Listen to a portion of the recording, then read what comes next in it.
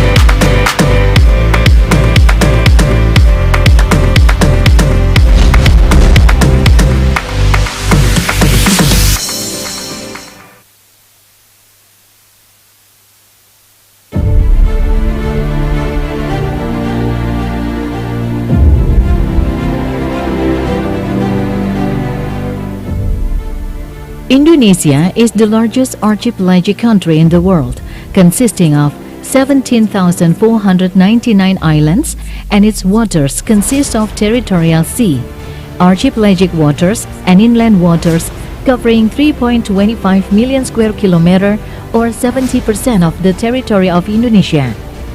With enormous potential and marine resources, properly optimizing the potential of the sea will bring this nation into a great nation, and Sekolah Tinggi Ilmu Pelayaran has a role in it. Sekolah Tinggi Ilmu Pelayaran is a state-owned maritime institution managed by the Indonesia Ministry of Transportation. There have been several name changes. This educational institution that was founded in 1953 under the name of the Akademi Ilmu Pelayaran or AIP. In 1983, changed its name to Pendidikan dan Latihan Ahli Pelayaran, or PLAP, and then in 2000, changed its name to Sekolah Tinggi Ilmu Pelayaran, or STIP. Currently, STIP has three majors. They are Nautic, Technical, and Port and Shipping Management, or KALK. In 2002, the STIP Jakarta occupied a new campus in Marunda, Cilincing, North Jakarta. With an area of 32 hectares, STIP is equipped with facilities and infrastructure to support the learning activities of the cadets. STIP has 123 lecture rooms with a capacity of 1,637 students, and it's supported by a complete practical laboratory and complete library, and has a dormitory for its cadets with a capacity of 1,560 people. This institution is also equipped with public facilities such as the ATM Center, partner banks, main clinics, campus parks, canteens, and employee pickup buses. The existence of extracurricular makes the cadets have the ability to socialize, work together as a teams, and the ability to improvise in life. To get professional and best quality graduates, cadets are given the opportunity to practice sailing directly on the Muhammad Husni Tamrin training ship. STIP's journey has led to various recognitions, including ISO 9001-2015 certification from Lloyd's Registered Quality Assurance, as well as a accreditation from SKBANPT for STIP Jakarta and all of its study programs. In 2021, STIP Jakarta start to open a master program in applied science with two choices of study programs, namely the Marketing, Innovation and Technology Study Program with a degree MTRM, and Safety and Risk Engineering with a degree MTRT. The study period is 2 years with a total of 38 credits. Graduates are expected to have a great ability not only in theory or concept, but also competent and professional in the field. This master's program in applied science is a concrete manifestation of the commitment of the Ministry of Transportation through the Transportation Human Resources Development Agency in carrying out one of its duties in order to provide superior, competent, and professional maritime human resources. Ladies and gentlemen, in a few minutes, we will welcome the Ambassador of Royal Danish to Indonesia. Selamat datang di Please kampus prepare yourself. STIP Jakarta. Saat ini, kita sedang berada di auditorium kampus STIP Jakarta. Sebelum acara dimulai, izinkan kami menyampaikan informasi petunjuk keselamatan saat berada di ruangan.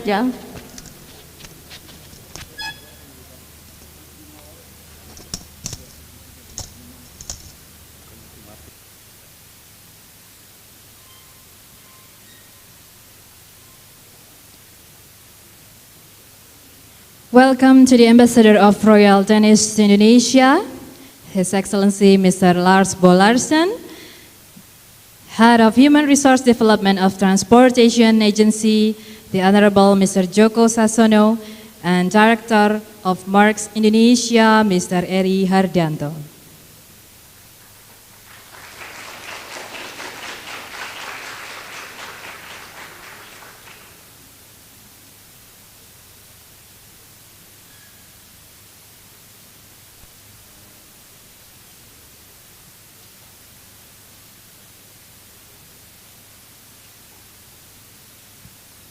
Assalamualaikum warahmatullahi wabarakatuh. Shalom, Om Swastiastu, Namo Buddhaya, salam kebajikan dan salam prestasi. Ladies and gentlemen, allow me to extend our warmest greeting to our eminent speakers and guests. Ambassador of Royal Danish to Indonesia, His Excellency Mr. Lars Bolarsen. Good afternoon. Head of Human Resource Development on Transportation Agency, the Honorable Mr. Joko Sasono. Selamat sore, Bapak. Director of Maersk Indonesia, Mr. Eri Hardianto. Welcome to STIP, Bapak. The distinguished senior officer of the ministry, distinguished chairs, director, academician, to all beloved cadet, to all distinguished guests, ladies and gentlemen. A very good afternoon to you all from Jakarta. I hope all the participants here are doing well. My name is Vidya Selasdini. I am pleased to welcome every one of you today on the Industrial Practitioner Lecture by Ambassador of Royal Danish to Indonesia and Director of Maersk Indonesia, Challenge and Opportunity on Sea Transportation Industry. This program is brought to you by Human Resource Development of Transportation Agency, Republic of Indonesia.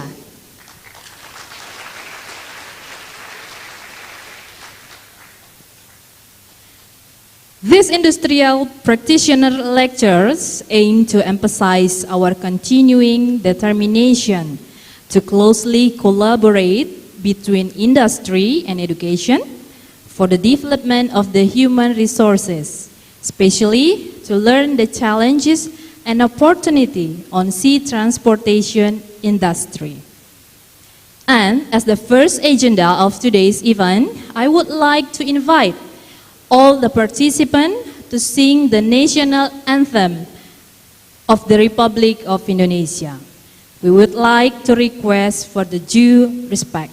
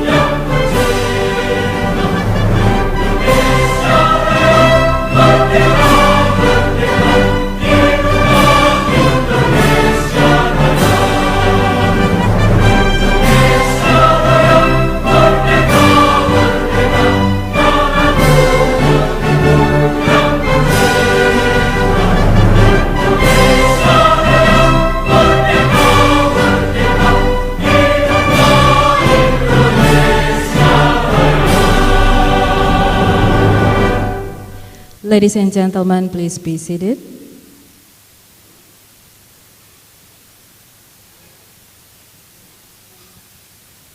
Distinguished guests and participants, now we move on to speech segment to be started with a welcome remarks. Please welcome Principal of Maritime Institute, STIP, Kapten Sudiono.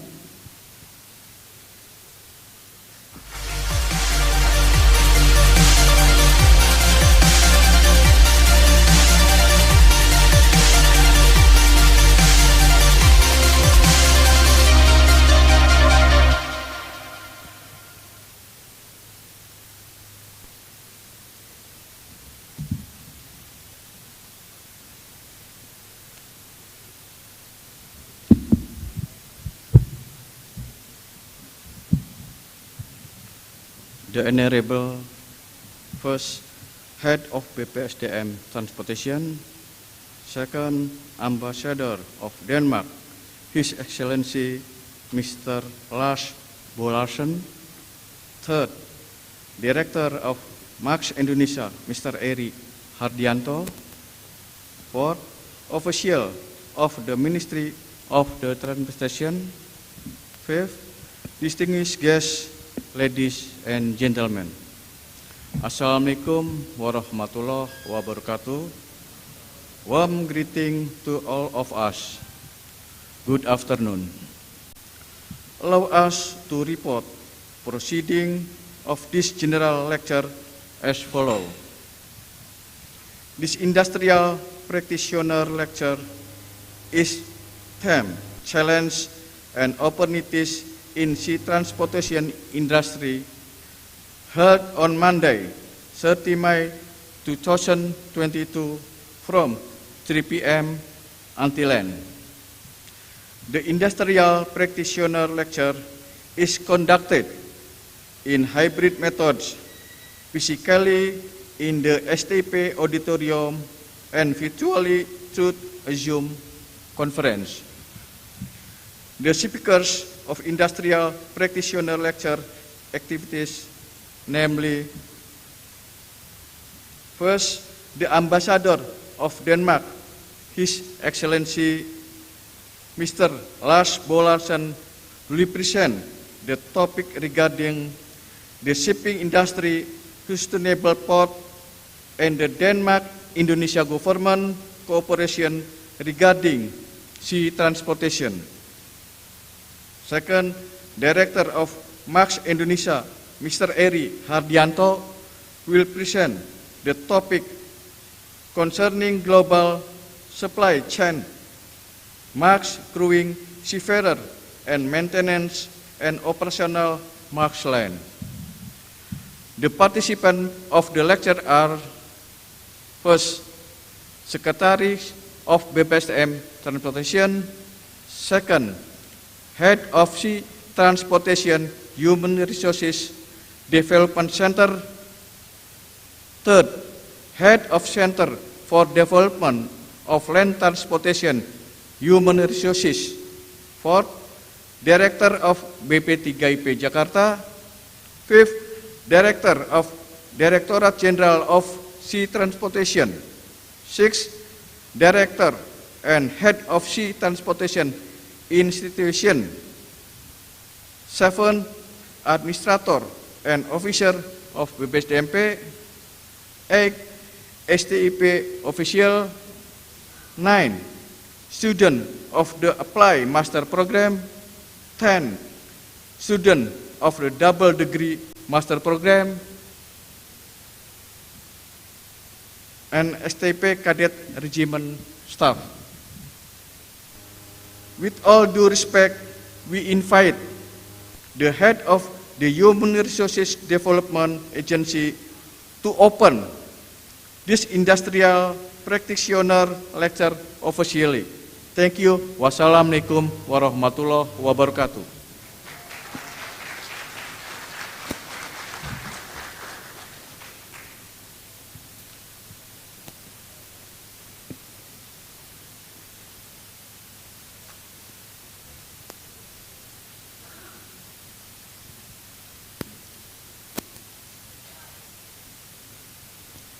Thank you, Captain Sudiono, for the well speech.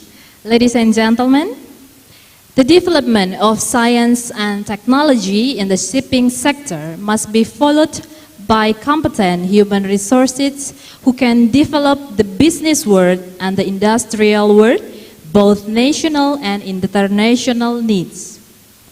The STIP Applied Master Program also contributes in increasing the competency of human resources in the shipping sector and shipping subsector. Moving to the next session, the opening remark, please welcome Head of Human Resource Development on Transportation Agency, the Honorable Mr. Joko Sasono.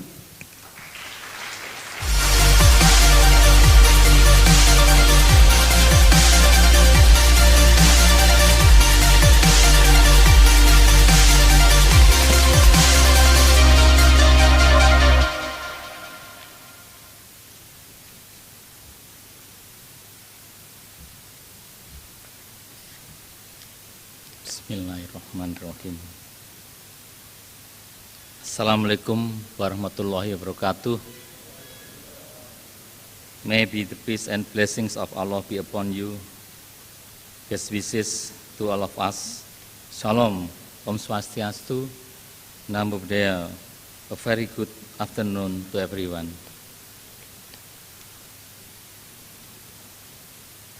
The Excellency Mr. Lars Bolarsen, the Ambassador of Royal Danish to Indonesia.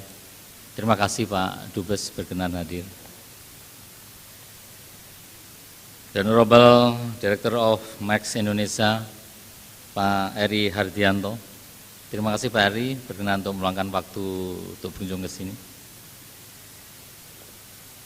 Yang saya hormati kawan-kawan para pejabat di Kementerian Perhubungan, sifat akademika serta di sekalian yang berbahagia. First of all, let us praise to God Almighty for His blessing that we could gather here to attend this inaugural practitioner lecture in this beautiful afternoon. It is a great honor for me to meet you to deliver this speech on behalf of the Ministry of Transportation. Excellencies, Ambassador, and Pak Eri, I would like to take this opportunity to express my sincere appreciation and gratitude to you for taking time to be our speakers with very interesting topics, challenge and opportunity on the transportation industry.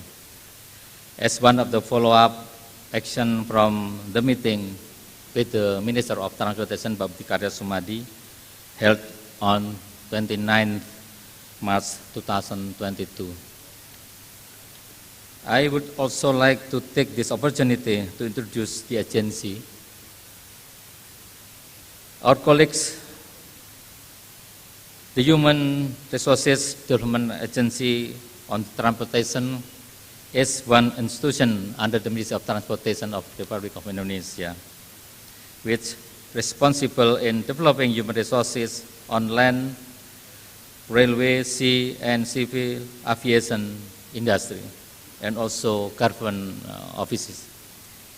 The agency now manages 27 education and training schools with 20,000 cadets are studying in our campus, which is located from Aceh to Papua. Excellencies, distinguished guests, ladies and gentlemen, as President of Indonesia, Bapak Jokowi said, government visions, among others, is the importance of establishing Indonesia as the world maritime fulcrum.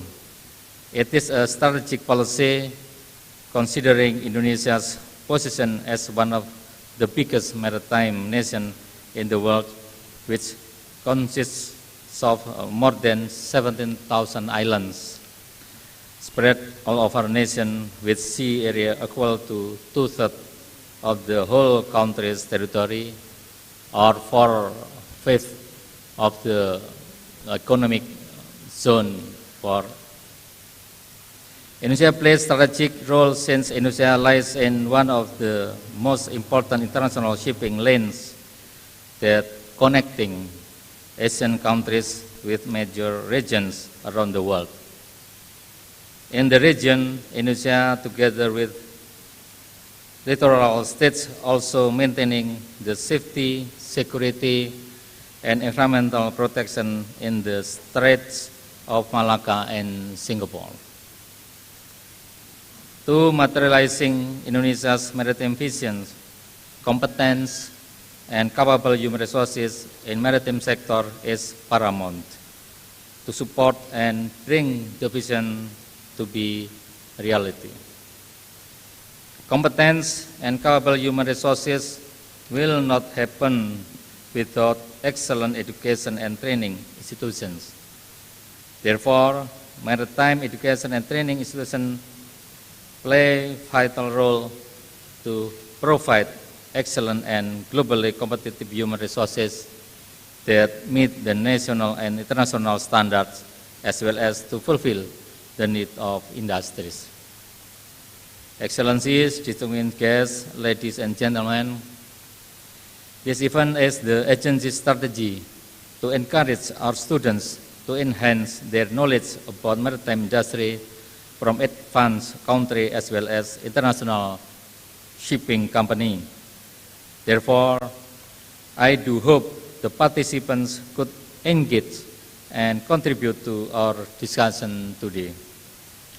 Last but not least, I would like to thank all the parties for their support in conducting this event.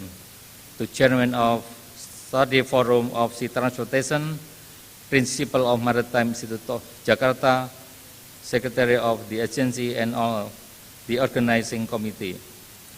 My highest appreciation also goes to the Excellencies Ambassador Larsen and Mr. Eri Herdianto for making this event possible.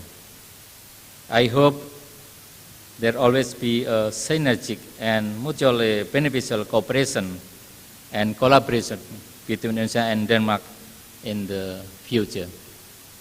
Finally, by saying Bismillahirrahmanirrahim, I hereby officially declare the opening of the Industrial Practitioner Lecture. May God Almighty always provide His guidance to all of us. Wassalamualaikum warahmatullahi wabarakatuh. Om Santi, Santi, Santi Om.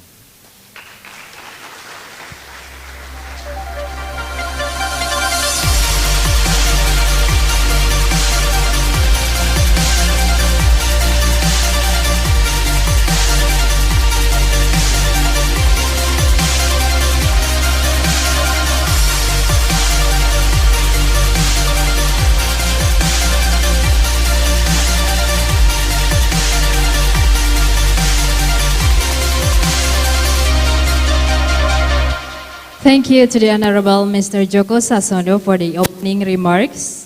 Excellencies, distinguished guests, ladies and gentlemen, we are heading to our main session, the practitioner lectures that will be delivered by the Ambassador of Royal Danish, His Excellency Mr. Lars Bolarsen, as the first speaker, and also from the Director of Maersk Indonesia, Mr. Eri Herdianto, as the second speaker.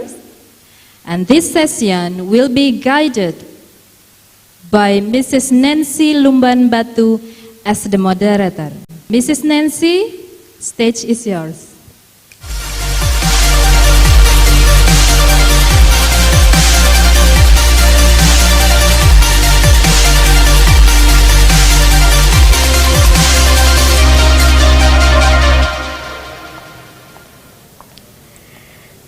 Thank you, Ms. Vidya, for the warm welcome and for the introduction. Assalamualaikum warahmatullahi wabarakatuh. Good afternoon, distinguished guests, ladies and gentlemen.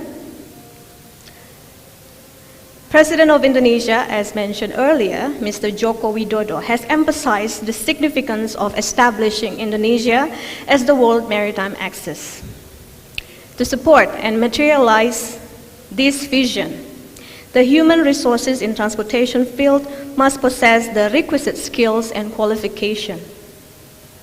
This is where the Maritime Education and Training Institution plays a crucial role, providing excellent and globally competitive human resources that meet not only the national but also the international standards that is required to satisfy the needs of the industry.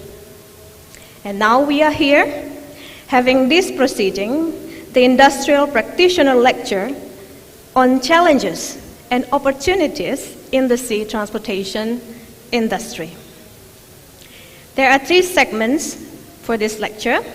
In the first 2 segments, we will have lectures from our invited speakers, and for the last segment, we will have a discussion where you can ask questions or give remarks to our speakers. So please be prepared to pen down your ideas, maybe your questions for our speakers later on. Now let me present to you our two notable invited speakers for this lecture. The Royal Danish Ambassador to Indonesia, His Excellency Mr. Lars Bolarsen. Please join me here on the stage.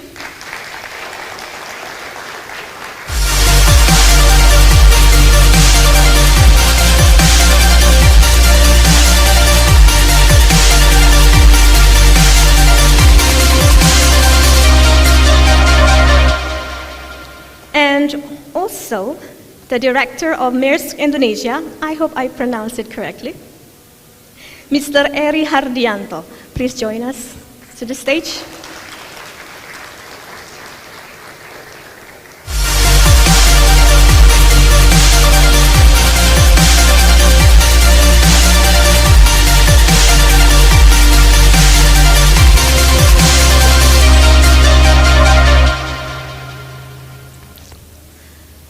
Okay, without further ado, I will invite our first speaker, Ambassador Lars Bolarsen, the Ambassador of Denmark to Indonesia, to Papua New Guinea, to Timor-Leste and ASEAN, and also, since 2021, since last year, he is also appointed Ambassador of Denmark to our neighboring country, Malaysia. Besides serving at the Danish Ministry of Foreign Affairs, I just found out that His Excellency has experience as lecturer at Copenhagen University and at the Danish Police Academy. So, ladies and gentlemen, allow me to invite and please welcome His Excellency Mr. Lars Bolarsen.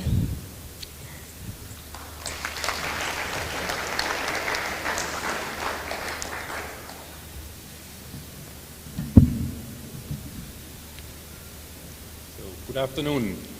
Good afternoon. Do you hear me? Good to see you all here. Thank you so much, Nancy, for the nice presentation. Thank you. Joko, good to see you again here. I'm honored to be back. Amarudin, good to see you here. Good to have me at your school. And also Captain Sudiono. Is the sound okay? It's working. Good. First of all, let me really say I'm happy to be back at the STIP campus. I joined the minister to celebrate, I think it was 100 years of training of seafarers here. Yeah, half right. a year ago or something. Yeah, that's right.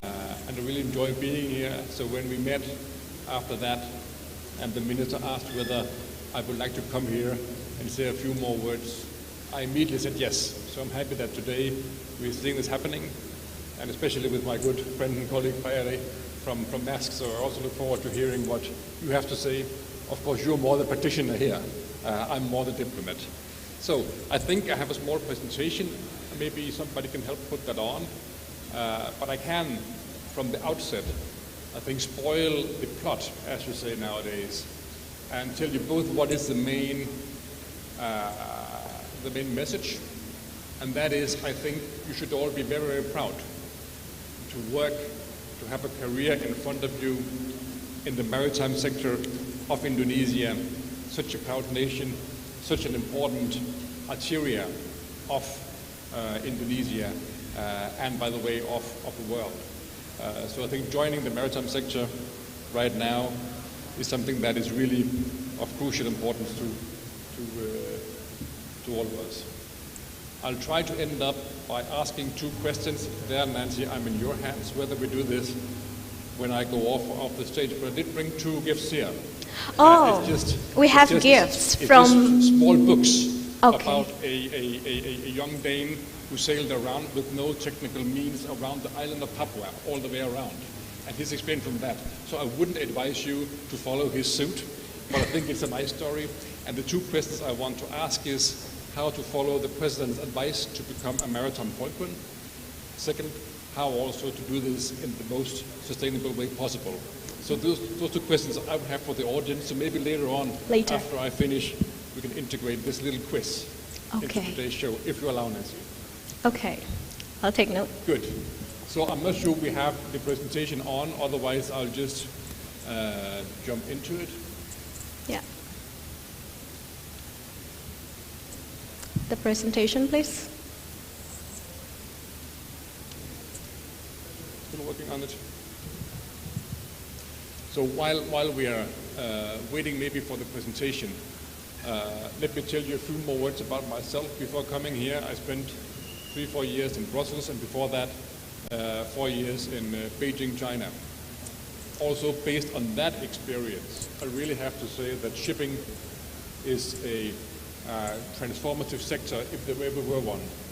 I think the disruptive potential of shipping, and especially of transportation, is something that is creating nations' wealth, prosperity for an immense number of people.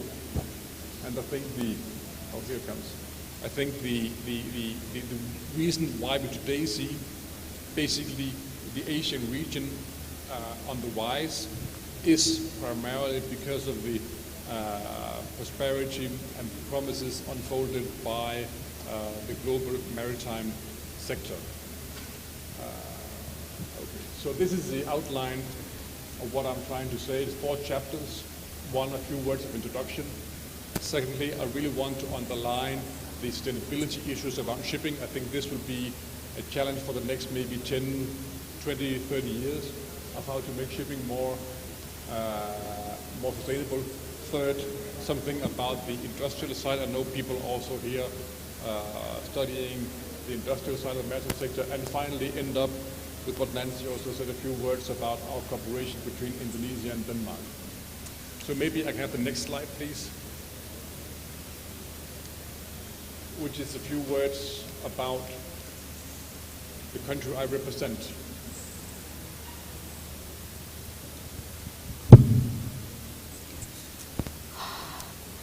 So this is what I tried to say before. Some of the things that are, for me, important to say about the maritime business. 90% of the world trade is carried by ships. It's a driver of manufacturing. What I saw in China as well was that if it hadn't been for global shipping... Oh, sorry, I'm so sorry to disturb, but maybe you can just hold the microphone so that your voice... Oh, so sorry. Is it better like this? Yeah, better. Okay, so I try like this.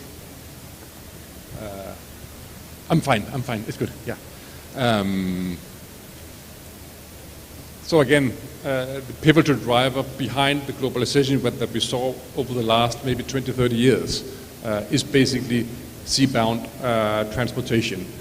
And the point is, I'll get to that in a second, I think we have not yet seen that develop to the fullest in Indonesia. I think there's a massive potential to develop transportation also inside but outside Indonesia. And I think this is really, at least to me, the key about realizing the President's vision of creating Indonesia into a maritime fulcrum. Next slide, please. This is the country I represent at one glance. The map is a little bit confusing because the Kingdom of Denmark that I represent consists of 3 parts. What we normally call Denmark, the tiny bit in the bottom, like Indonesia, is an archipelago. It's also the guardian of some of the busiest straits of Europe, at least. All the trade going into the Baltic Sea, including to Russia, Poland, Germany, Finland, Sweden, and the Baltic states are coming through our straits. But Denmark also consists of Greenland and the Faroe Islands in the North Atlantic. So we do have a common foreign policy, common defense policy. And taking this in total, the coastal line of Denmark is actually more or less the same as Indonesia, around 50,000 kilometers, at least by some measures. So you see, while we're 2 countries far away, and also the population size is quite different, actually there are 3 or 4 quite important elements that tie us together. One being the long coastal line, another one being the maritime status, being archipelagos, but add to that also a very strong support for global international rules-based order. So we work closely together in the International Maritime Organization, for instance, and in the broader system of the United Nations. A few figures are mentioned over there. We're not that many people. Here it says 5.3 million, I think it's a little bit more now, less than 6 million people. But again, 55,000 kilometers of coastline, and a lot of islands are there. And the exports is more than the half of the economy, so a very open economy by any measure, living off trade basically. Next slide, please. If you look at the maritime sub-area, the total export there is more than 325 billion kroner. Shipping is the largest export industry of the country. Around 10% of global trade is carried by Danish ships. And if you measure it by the tonnage, Denmark has the world's 5th largest fleet in the world. Next slide, please. So this is what I tried to indicate before. I truly believe that in our generation, in your generation, we will see shipping develop Indonesia, or transform Indonesia in quite a fundamental way.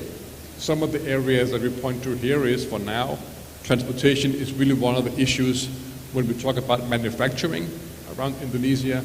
We do have many discussions with Danish companies who want to do business in Indonesia, but still carrying, at least before the global crisis set in maybe a year ago, it was cheaper to get goods from Jakarta to Denmark than it was to get it from eastern Indonesia to Jakarta, right?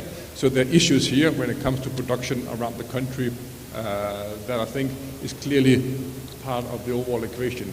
It has to do also with a certain protectionism around a few companies here, and if it is possible to open up, you would see a massive benefit for not only the regions of Indonesia, because it will open up for more industry, but also for the consumers. It will simply mean cheaper goods in many parts of Indonesia.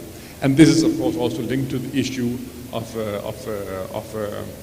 cabotage, around the possibility to also open up some more ports of Indonesia for the global trade. So just to mention here, I think transportation, and especially sea transportation, has one of the best promises to open up more development around Indonesia. Next slide, please. I want to really address and underline the issue of sustainability. Maybe also Eri will say a few words on this, but I think maybe just 5 years ago, many people would not connect sustainability and shipping. You would talk about a green transformation in energy, on waste, on different sectors. I think for the next 10 years or so, we will see a massive change in the way we think about ships coming down to the engines, coming down to the sub-suppliers, and how we do it. In the case of Denmark, the shipping fleet emission is equal that of the entire country. And this is why we basically said somebody has to try to put this on the agenda. We have a massive issue also ourselves in Denmark. We want to lower our emissions by 70% as a nation. But in order for this to be successful, we also need to partner up with the industry, and especially the shipping industry. So I'm very proud, happy that A.P. Møller - Mærsk has been a global leader in pledging to decarbonize, to lower the emissions from the ships before 2050, I think, net neutral, but also to have ships on the water that are carbon neutral already within 8 to 10 years.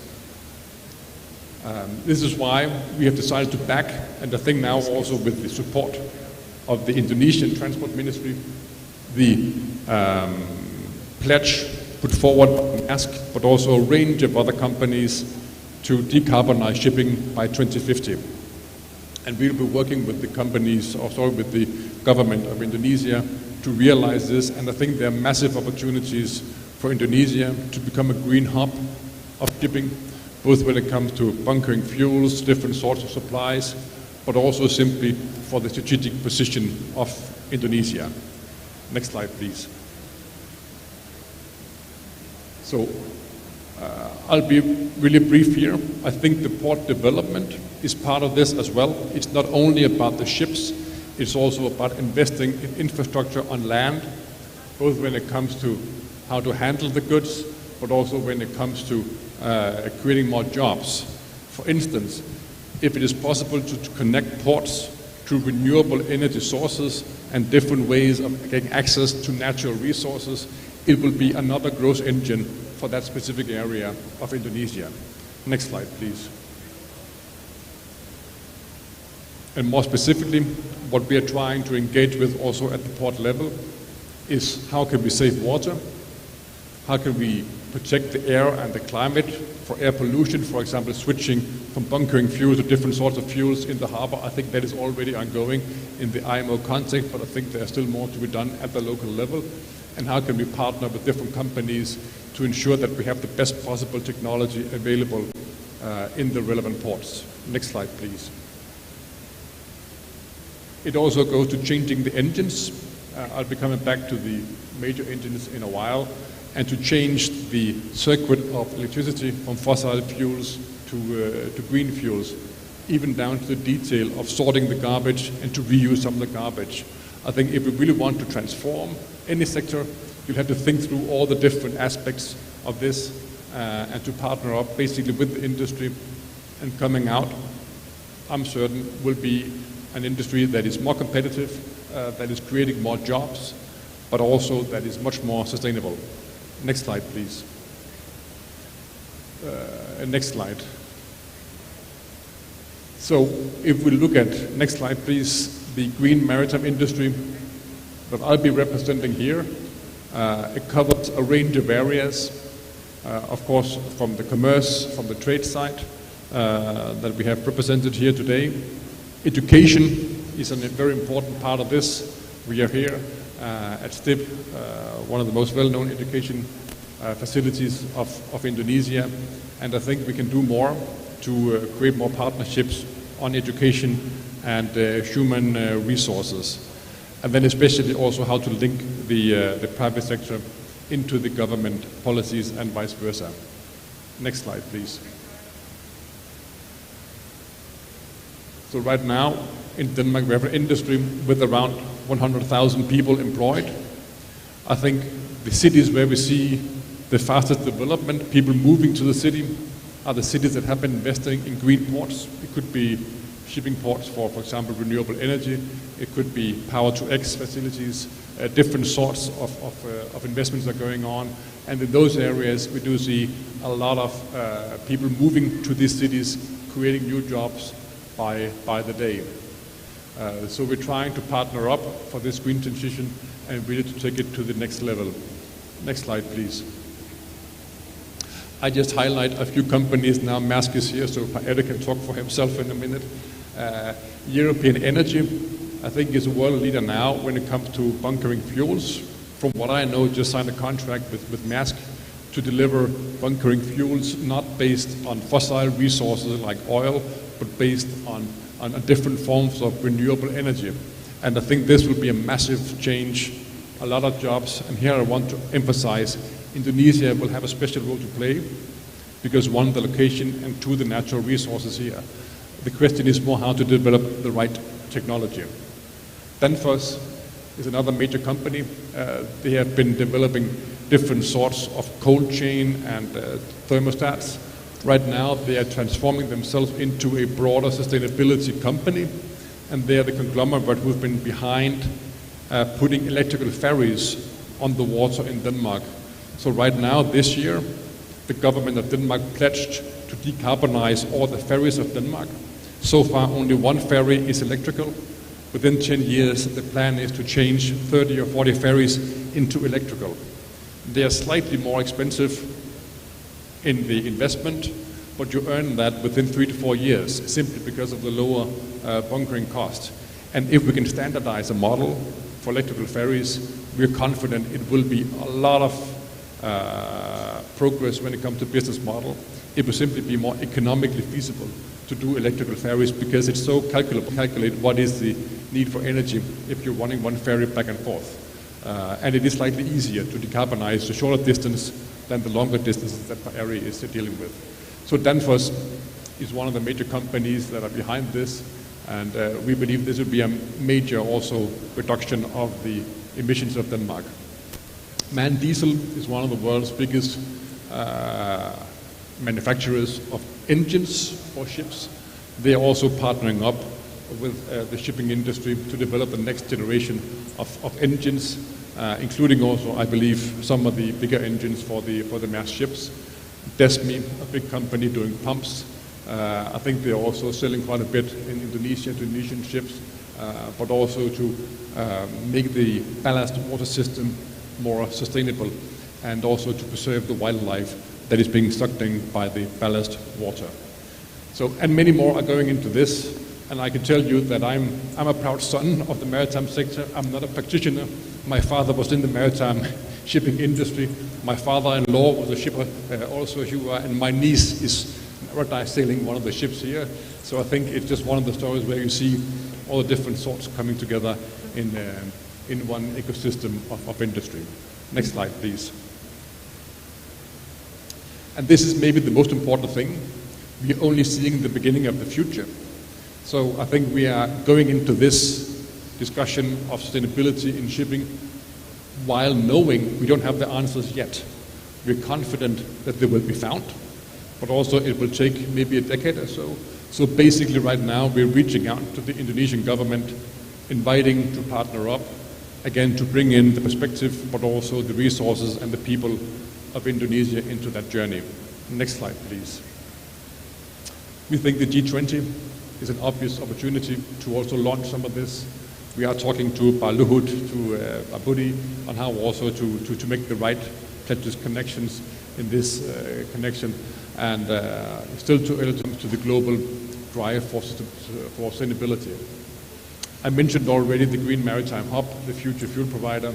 Let me also stress the nature preservation part. We are proud that we're the first foreign donor to contribute to the Mangrove Preservation Fund of Indonesia. We recognize the very special role Indonesia has due to the long coastline and due to the ability of mangrove to absorb CO2 emissions. So a very important role for Indonesia there as well, to act as the sink of CO2 emissions. So now I think I'll just spend 1 minute on the last part of this presentation, which is about our cooperation. Next slide, please. Yeah, the cooperation with Indonesia. So what we're trying to do now is, together with the Danish Maritime Authority, we are going to develop a program when it comes to green shipping. Which kind of engines, which kind of regulation. If, for instance, you are to have electrical ferries, how to regulate the batteries. You have regulation for batteries for cars, right? The discussions on Tesla is here. But if you need batteries for ferries, they'll be significantly larger. So you likely need a different kind of regulation on this. These kind of issues is what we're discussing with Indonesia, but also how can we support the global shipping industry even more in fulfilling their ambitions when it comes to standards, when it comes to fuel types, when it comes to different sorts of blended finance going into this. And secondly, we are also cooperating on maritime spatial planning, which is basically developing digital sea maps, 3D maps of different areas of Indonesia that will both feed into how can you use the resources that you have here, which areas can be used for different sorts of industry, but also which parts should be based for nature, should be reserved for example, for mangrove or for wildlife. So on that, I think the maps underlying is key, and this is what we're discussing under the program that we have for maritime spatial planning. And again, this goes into the three first dots we had with the industry. This is where we partner up with the companies, especially on energy, decarbonization, and on green ports. So I thank you for your attention. Maybe the last slide is the two questions I mentioned to you before. Nancy here. Next slide, please. Can we keep this for later? A maritime nation, and what are the concrete actions to achieve this? And I'm completely in your hands. Let's save this for later. So maybe if there are any ideas in this, you can give it a thought while we listen to the next speaker here. I thank you so much for your attention, and I look forward to the discussion. Thank you. Thank you for the forward-looking lecture delivered by Mr. Ambassador. Yeah.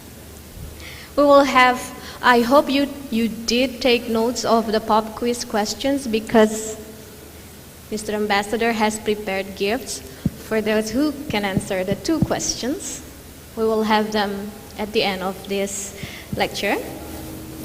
Now I will introduce you to our second speaker, a key player in the logistic and sea transport industry, I may say, Mr. Eri Hardianto, the Area Managing Director of Maersk Indonesia and Philippines.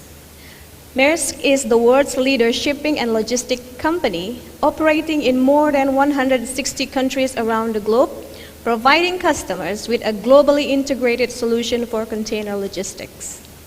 He has 20 years of international management experience with proven multicultural people leadership, innovation, business development, and extensive stakeholder management.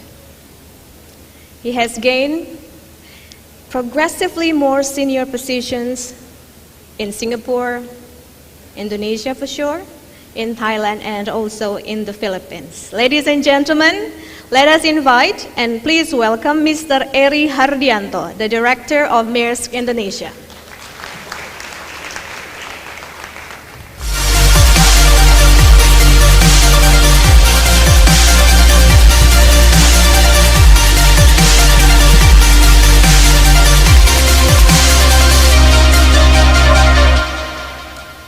The introduction looks like my LinkedIn profiles. So I did take it from your LinkedIn.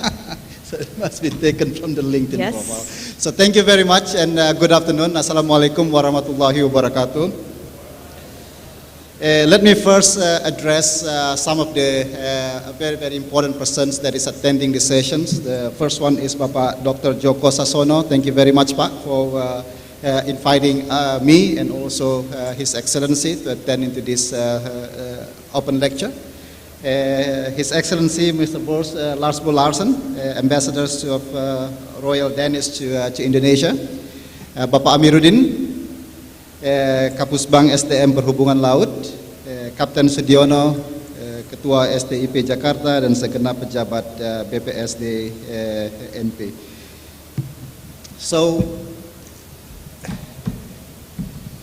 today I will basically run through a little bit about life in the corporate, in the logistics sectors, the maritime sectors.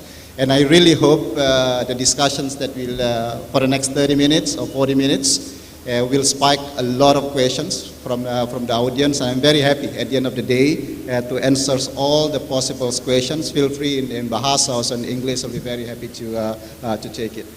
I'll try to cover as much as possible about the role of logistic integrators in propelling the global supply chain's sustainability. So in these sessions, I will cover 4 aspects about of the global supply chain. In particular, I'm going to talk a lot about the company that I'm representing, Maersk. And if you can go to the next slides. The first one, I will cover a little bit about who we are in Maersk, and perhaps then many of us in STIP have seen our container with the 7-pointed stars and roaming around in the street of Jakarta. So I will speak a little bit about the history, the value, and also the purpose of that we just been recently renewed. The second one, I will also to double down what Mr. Ambassador have said about sustainability.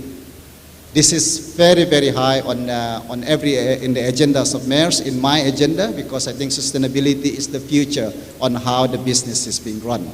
I think without sustainability, it is we are risking running a non-sustainable operation, something that we cannot sustain in the long run. The next one that I will be covering is the safety aspects of both in the sea, life in the sea, but as well as in running global supply chain. Safety is extremely important for us, both on the land as well as on the sea operations. The last but not least, I will touch upon a little bit on the seafarers. Right, because at this point of time, 45% of our seafarers in Maersk is actually Asians. So they are sourcing in the country like in the Southeast Asia.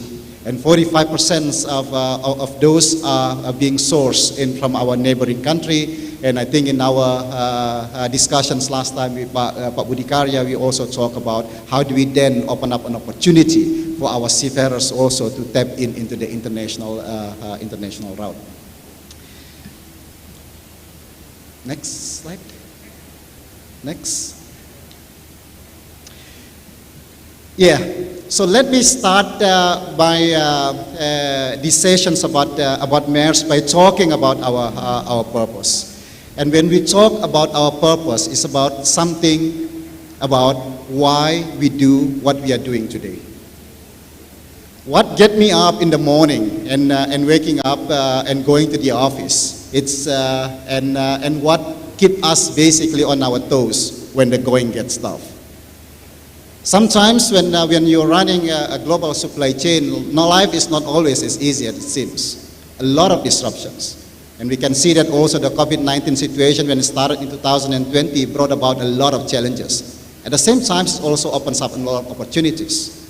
And the purpose is what keep us going when the going gets tough. We have recently renewed our purpose, and our purpose is improving life for all by integrating the world. And we believe that the global trade it's what propels and brings the prosperity into the world. Look at basically around us. Look at what we wear. It is not possible that we are wearing what we wear today without the trade. And it's not possible we are wearing what we wear today without logistics. The shoes that we are wearing today is probably produced somewhere else, using materials produced in different country, using the labor that is basically works in Indonesia and got transported by a ship, by a truck, by a barge boat, by rail, and made it available to the store for us to purchase. So the trade made it possible, and the supply chains is basically logistics made it happen. Trade and the globalizations also bring the prosperity to the economy. And through the trade and the global supply chains, most of our exporters, most of our farmers, most of our factory workers are able to access markets in the developed country that otherwise they cannot access. Also, the global trade not only benefited the developing country, but it's also benefited a lot of developed countries, because all developed countries is basically now have access to the goods that otherwise they cannot afford if they have to produce themselves. So it is a lot of roles and the good things that the global trade and logistics bring about to the welfare of the world. With the size that we have, we also have a lot of responsibility in how to run this supply chain in a sustainable and a transparent manner. Next slide, please. To put it into perspective, Maersk is moving about 20% of the global trades. And how big it is, that 20%, right? And we can, it's sometimes 20% is it can be just a number. But if you look at in the perspective, 20% means that we have a vessel call for every 6 minutes in anywhere in the world. So every 6 minutes, Maersk vessels berth at any ports in the world. In order to do that, we deploy 730 container vessels. And that is serving more than 100,000 plus customers. And we work with our customers, we work with the governments, we work with a lot of stakeholders to make that supply chain and the global trades happens. Next.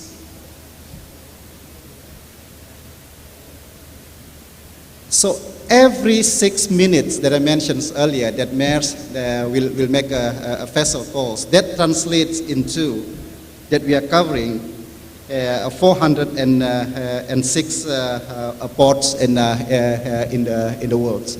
And if we have to make a direct connections, a combinations of all those port calls, that translate into 82,215 port combination that Maersk is serving. There is a lot of port combinations that we are serving. So the question is, of course, how do we set this network? What factors will determine how to set shipping routes in the container networks? So to do that, there are 4 elements that normally we look at to deploy vessels. The first one is we look at the exports and imports demands of a port in the country. Container always follows the trade. When there is a trade, there is a container or there is a vessels. It has been proven from a long time, from the colonial time. When there is a trade involved, there is always a container of vessels over there. The second is we are looking at also the equipment and the container imbalance. Indonesia is very much about the same. We export basically about the same amount of container as we import. So we are very lucky. There are some of the countries in the Southeast Asia where the imbalance are huge. Another country that I'm leading, for instance, like the Philippines, they have an imbalance 1 to 3. So for 1 container that they export, they import 3 containers. So it's a massive container imbalance in the Philippines. For Indonesia, we export almost the same amounts that we imported. The second is that we also talk about the hub and spoke, because we cannot cover all the trades in the port-to-port basis. If we're going to cover the trade in the port-to-port basis, we will need 82,000 port combination. That is not possible. We require a lot of vessels. So we need to have a hub. We need to have a hub and spoke. And if you look at basically on the airline industry, right? So there is always a hub as well. If you look at a hub in Bangkok, hub in Singapore, hubs in Germany, for instance, before it gets going into various other places in the world. And similar also in shipping. It's impossible to cover the trade in the port-to-port basis, so we need to hub. So we need to look at exactly where is the closest hub for us to deploy a relatively larger vessels to gain the economies of scales, because it's not possible to bring the largest vessel in every port of the world. The last, if not least, is of course we are looking about the commercial aspect of that. We need to look at the commercial sense of that, where it actually makes sense for us to start the route from the commercial perspective. And given the complexity of the network, as you see, and this is basically the real network line that we have. So it was not only a line. So these are very busy corridors. So we distribute ourselves basically on the east-west trade, which we call it trunk to trunk, the biggest trade that is represented globally. That is being covered by Maersk. And we also have our sister company that is focused on the regional trade, Sealand. And then we have it in Asia, we have it in Latin America, and we also have it in Europe. Next.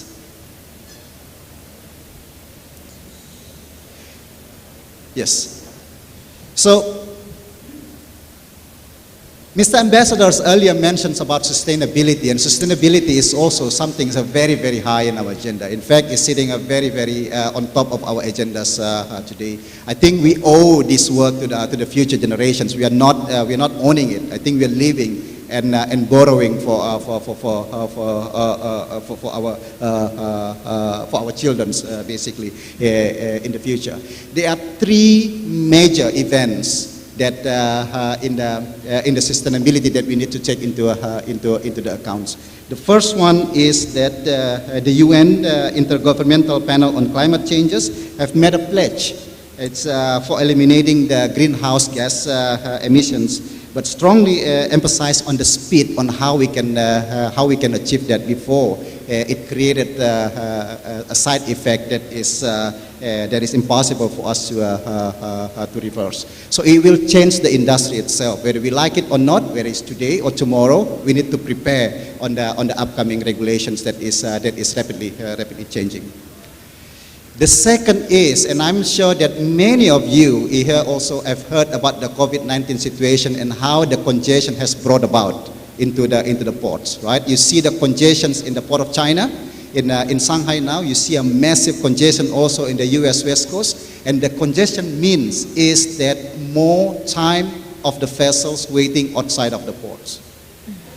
It's similar of a bus waiting outside of the terminals, idle, with the engine running.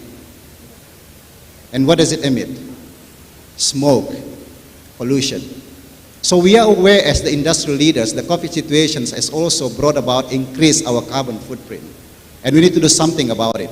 And through that awareness, we have decided that we need to fast track our ambitions of becoming the carbon neutral as a company by 2040. And later on the next slide, I will explain to you the steps we have taken to achieve the ambition that we set by 2040.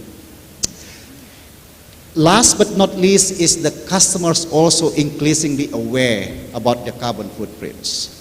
Many of our customers have asked us to basically working together with them to eliminate and reduce the carbon footprint for their transports, because more and more of their end user customers also becoming aware of the environmental impacts that they leave behind by consuming the goods. So the customers, in fact, our top 200 customers has demanded us to work together with them in creating a sustainable supply chain. These are the steps that we are taking. So we are looking at a tier basis, and we started from the customers. We started with the customers and asking the customers what do they want, what do they concern about their supply chains, what do they care about the green shipping, and what do they understand about the sustainability.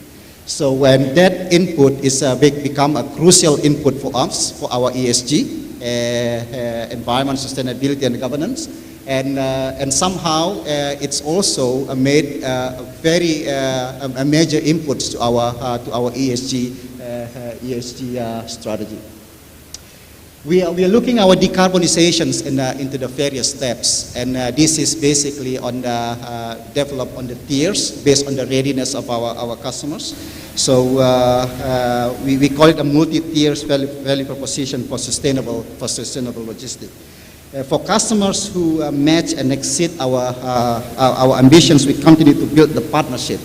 So in co-creating our green shipping with our customers, we co-innovate with them and creating the goals of how do we decarbonize our logistics footprints. Customers itself, it's actually at a different stage when it comes into decarbonizations, right? Some are at the early stage, some are already a very advanced stage, and for those that are very concerned at the advanced stage, they're actually demanding to co-create the sustainability journey together with them. So we have taken a lot of feedback and learning from our customers in chartering our sustainability roadmap. Next. So this is a very interesting stuff. So why do we focus so much on the sustainability in Maersk? Because we are part of a company that is transmitting the greenhouses. With 20% market share, we are moving 20% of the global trade. We are leaving behind not insignificant greenhouses to this planet. So we have, as much as we have responsibility, we also have a duty. But at the same time, we also have an opportunity to work and reshape the industry and how to create a sustainable logistics going forward. I'll give you a little bit some of the macro numbers there. About 3.5 billion tons of the CO2 emission emitted from the global logistics every year. That is a sizable amount. And if you look at that 3%, or 105 million tons of the global CO2 emissions is actually coming from the international shipping lines. And out of that, 105 million tons, 34 tons of CO2 directly emitted from AP Moller-Maersk vessels, AP Moller-Maersk operations. So very significant contributions to the global greenhouse. So 34% that we contributed to the global greenhouse of the international shippings. We consume about 10 plus millions tons of fuels by the AP Moller-Maersk fleet. And the emissions of it is basically contributes 90% on the scope 1 emissions that we have there. The scope 1 emission is basically through our own operations. It's some things that we control and operate.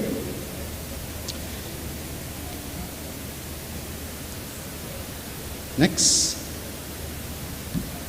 So we made a pledge. What we can do to make our planet greener. Not by 100 years from now, not by 50 years from now, but during our lifetime. During the time where we can actually make an impact without passing on to the next generations. So in 2022, we started a plan to to accelerate our decarbonizations. Earlier, by 2018, before the sustainability was very high in everybody's agenda, well, not even discussed basically in the UN. We already made a pledge that we wanted to be a carbon neutral company by 2050. At that point of time, we have no idea how to achieve that. But as we progress through the study, as we basically collaborate with a lot of stakeholders, as we know somehow how to achieve that, we fast forward that ambition that we wanted to be a carbon neutral company by 2040. Bring forward that ambition by 10 years. And 2023, we will have our first vessels, that is ultra large vessels that will be powered by the green methanols. Already by 2022, this year, we have tested on running the small ship that is in the transatlantic, running by the green methanols, and that is become our proof of concept of something that is even much larger. And since then, give us a lot of learning on how do we use this going forward in an even larger vessels. So we have ordered 16,000 TEUs vessels that will run purely on the green methanol, and they will be operational and in fleet by 2024. Not 10 years from now, not 20 years from now, but 2 years, 1.5 years from now, we will be seeing a completely green vessels sailing on our ocean. In 2030, the industry-leading green customers offering across the supply chains, and we should be able to basically offer some solutions to our customers, those that they will opt for the green shipping solution. And by 2040, we will give no option for all the customers. All of our cargo that is moving on the sea, land, and also rail will have to be carbon neutrals. There is an ambition that is bold. There is an ambition that is tall. There is an ambition that we that some part of it we don't have the answer yet. But I think we are very confident we will find a solution as we pass through years. Next. When we talk about decarbonization shipping, it talks about how do we find a green fuel. Because similar like the bus, right? The major source of the greenhouse is actually on the fossil fuel that is burned in the combustions of the engine. So when we talk about the green shipping, it's about finding the alternative to the current bunker prices. Sorry, bunkers fuel. Some of you may have seen in the media, in some of the literatures, that there are few school of thought of what will be considered as a green shipping, right?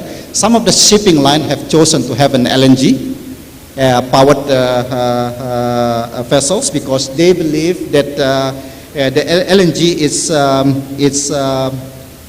they do not have the sulfur, right? And therefore will basically have much less CO2 compared to the other fossil fuel. Maersk is basically take a completely different step because we believe that LNG is mostly methane and or CH4 that is also part of the greenhouse gas, and the famous one is of course the CO2, right? That is unfortunately, based on the study, traps about 86 times more heat in the atmosphere than the same amount of CO2 over the course of 20 years. So with that, we opted to have a different path. And in Maersk, we are looking at biodiesels and the green methanols as the way forwards of our green fuel. And in the longer terms, we are looking at e-ammonia as the cheapest zero carbon options for e-fuel. We are not there yet, but the methanol is already here, is already operational. However, it's actually not easy. It's easier said than done. Changing the fuel is not about just changing from the bunkers into the methanols. I'll give you an illustration about the electric car. It's not about changing from benzene, solar into electric car. Right? If you use the standard car with the gasoline and diesel, the SPBU is everywhere. When you are running out of fuel in the toll road, you can just stop by and gas up into the SPBU, to the gas stations, and 20 minutes, voila, or 15 minutes, then full, and then you are off to go again. But you are in the electric car. You need to build charging stations, right? And similar also with the vessel. When you are changing the fuel from the traditional bunkers into the methanols, what you need to have is a methanol fueling stations. So it required a lot of infrastructure. It's not as easy as, okay, now we are changing the fuel from petrols into LNG. Now we are changing the car from diesels into electric car. The infrastructure need to be fixed, and this is where Maersk also works with various stakeholders to make sure that the infrastructure is also available. Not only that is helping us to change, but we are also help of reshaping the entire industry. So hopefully, the work that we are doing and that we are currently undertaking will yield us fruits and meeting our very ambitious target. By 2040, we completely decarbonize our supply chains.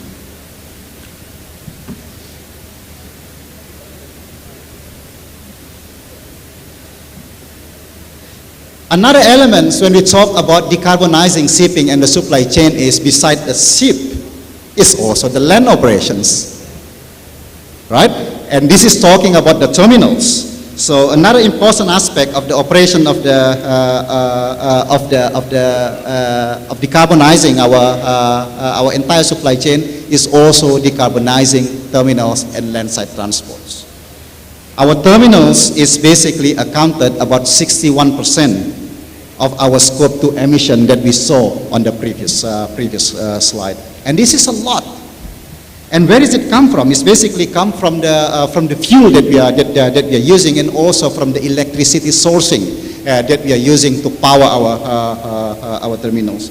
And we wanted to claim leadership in decarbonization within the terminal industry and achieve zero carbon or carbon neutral by 2040. Similar pledge that we made also on our shipping business.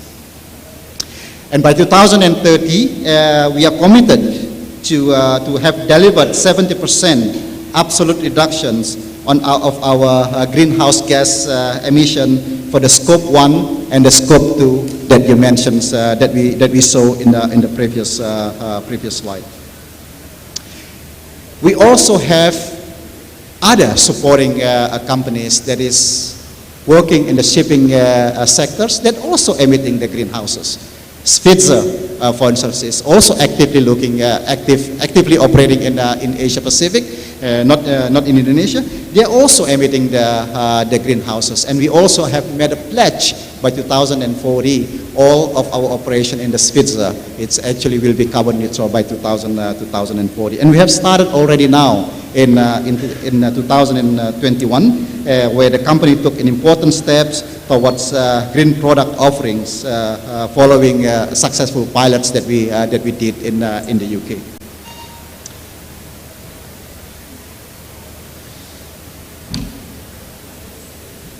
The other elements is then touching upon the last miles, the other part of the supply chains, the land side transportations.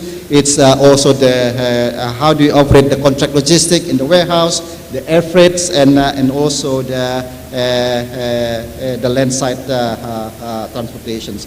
Our land side footprint is currently contributing about 5.7% of our total greenhouse gas footprint. It is relatively small, but a growing amount of number. So it's something that we also need to look at and pay attention.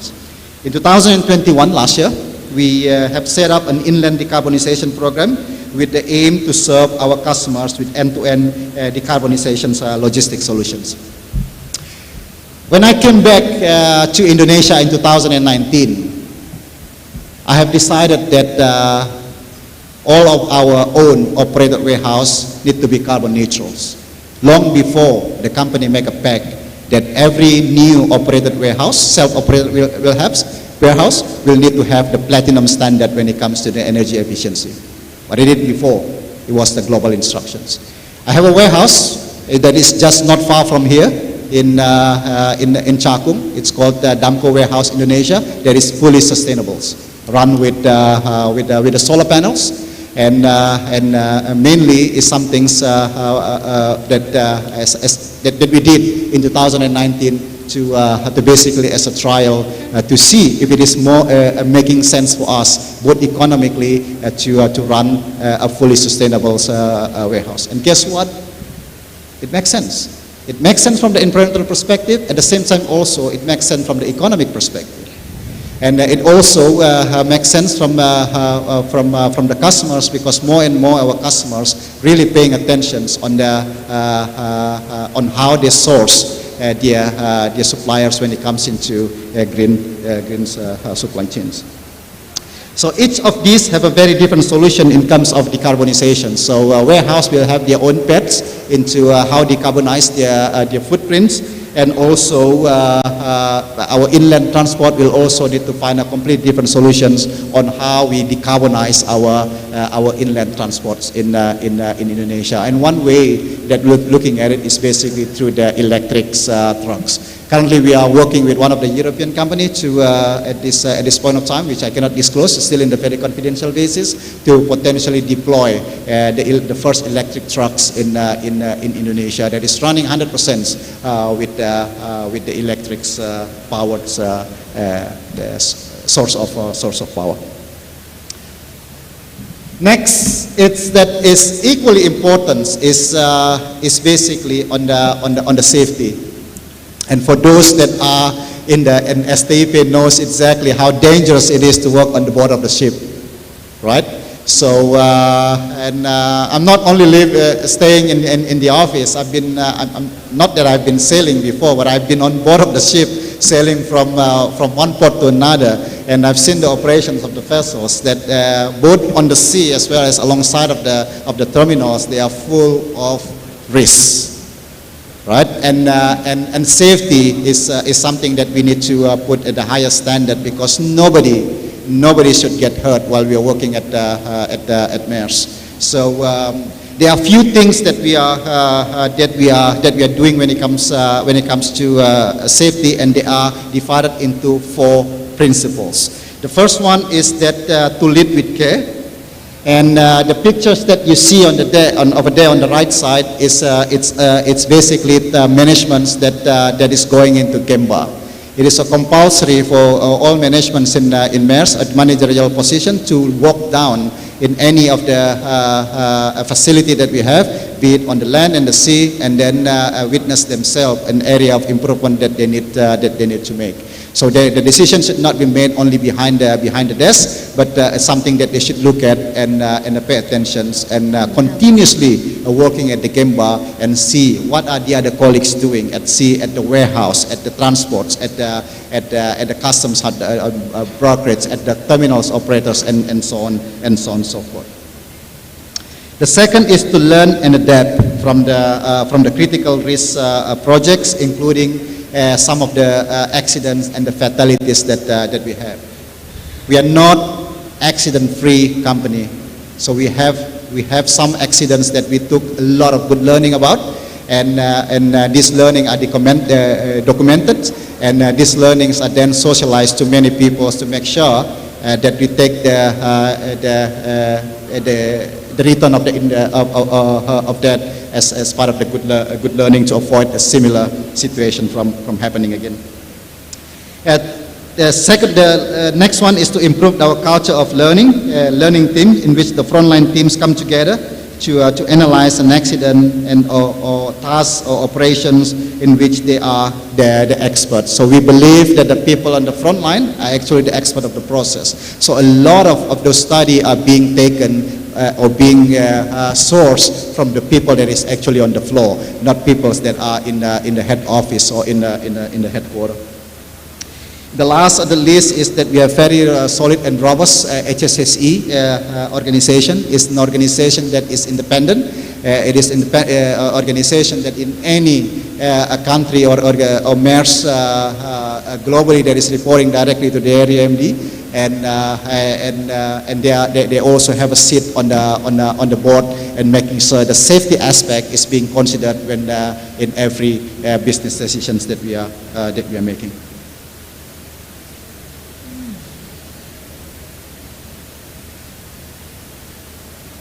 Last but not least, we are talking about the seafarers. And this is where, if you go to the next slides, then this is where I mentioned earlier that these are some statistics that you see on the screen about our seafarers' activities. Next. We have, yes. Next slide. Next slide. Yes. These are some very interesting statistics about our seafarers that, can we go back again to the slide? Yes, if you can stay this in this slide. So we have 307 vessels that we supply our seafarers to. And as I mentioned earlier, about 45% of our seafarers are sourced from one country in the Southeast Asia, and that is in the Philippines, which is under my care as well.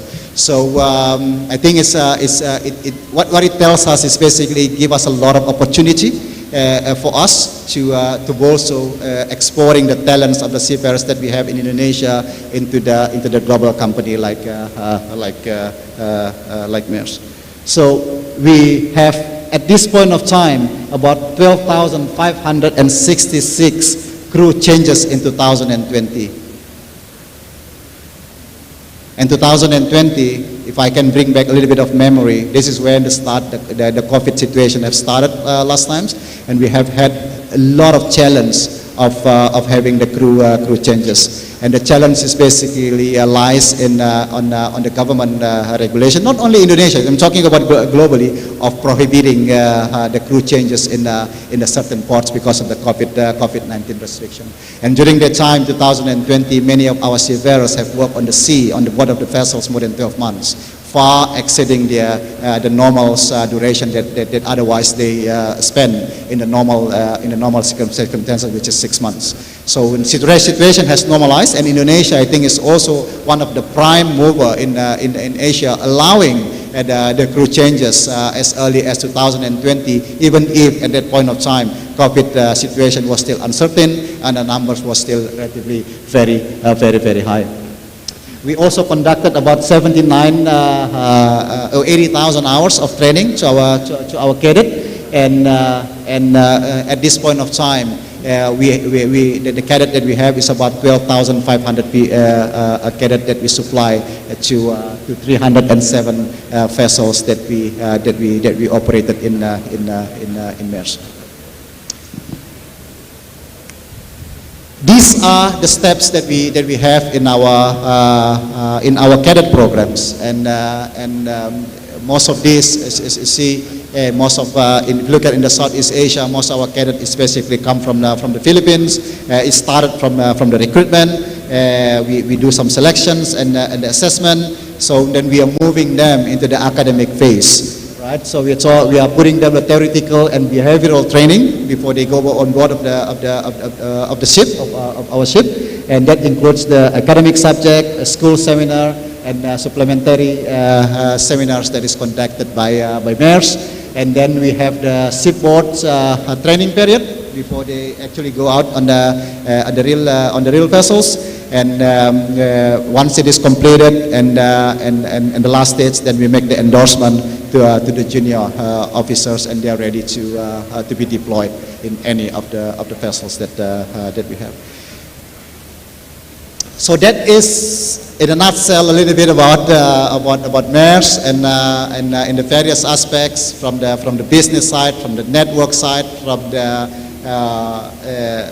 sustainability, which I spend a lot of times with, and also from the safety as well as on the cadet programs. I hope that really give you or all of us a little bit information about how does it looks like or life in a company like Maersk, and I'm very happy at the end to take all the possible questions from the floor. With that, thank you very much, and for me, and I look forward for any questions from the floor. Okay. Thank you for very insightful information on what Maersk Indonesia and the global is doing. Okay, ready for the next segment? Discussion time or quiz time? If allowed. Of course, why not? It's good to have gifts, you know. We will start the discussion session. We have audience here in this room. Also, we have audience there on Zoom. So we will have questions. Do they have the opportunity also to answer for the quiz to get your gift? Sure. But I think that's the advantage of joining us here in the room. Okay, so if you want to ask question, yes, or you want to answer the quiz first, I'll invite you to raise your hand. First with the quiz.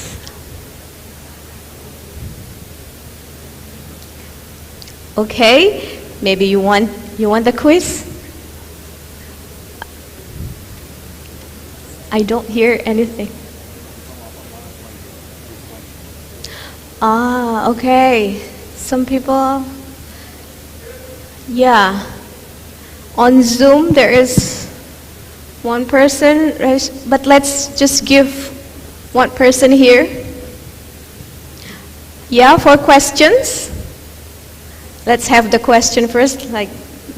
Question, who want, okay. Yeah, please, participant. You want to raise a question, right? Okay, please.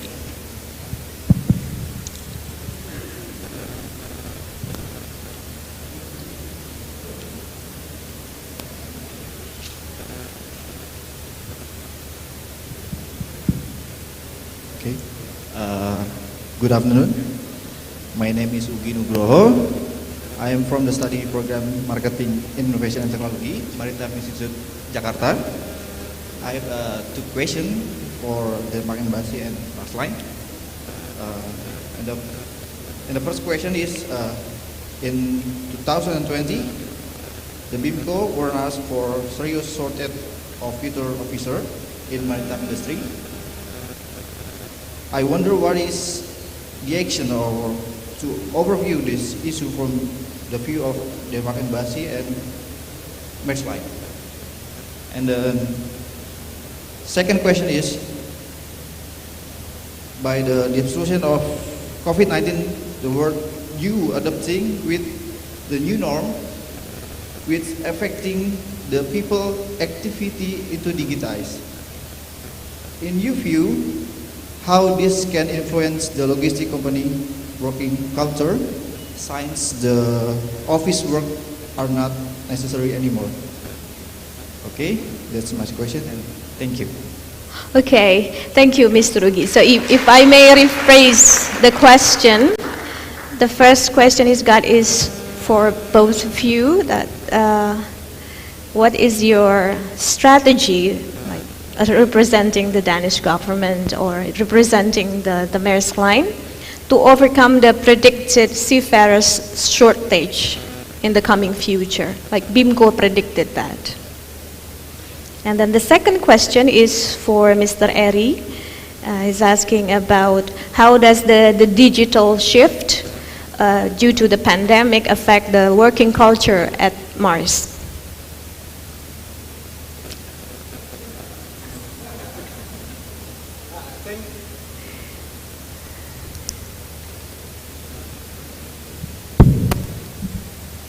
Let me answer the second question first.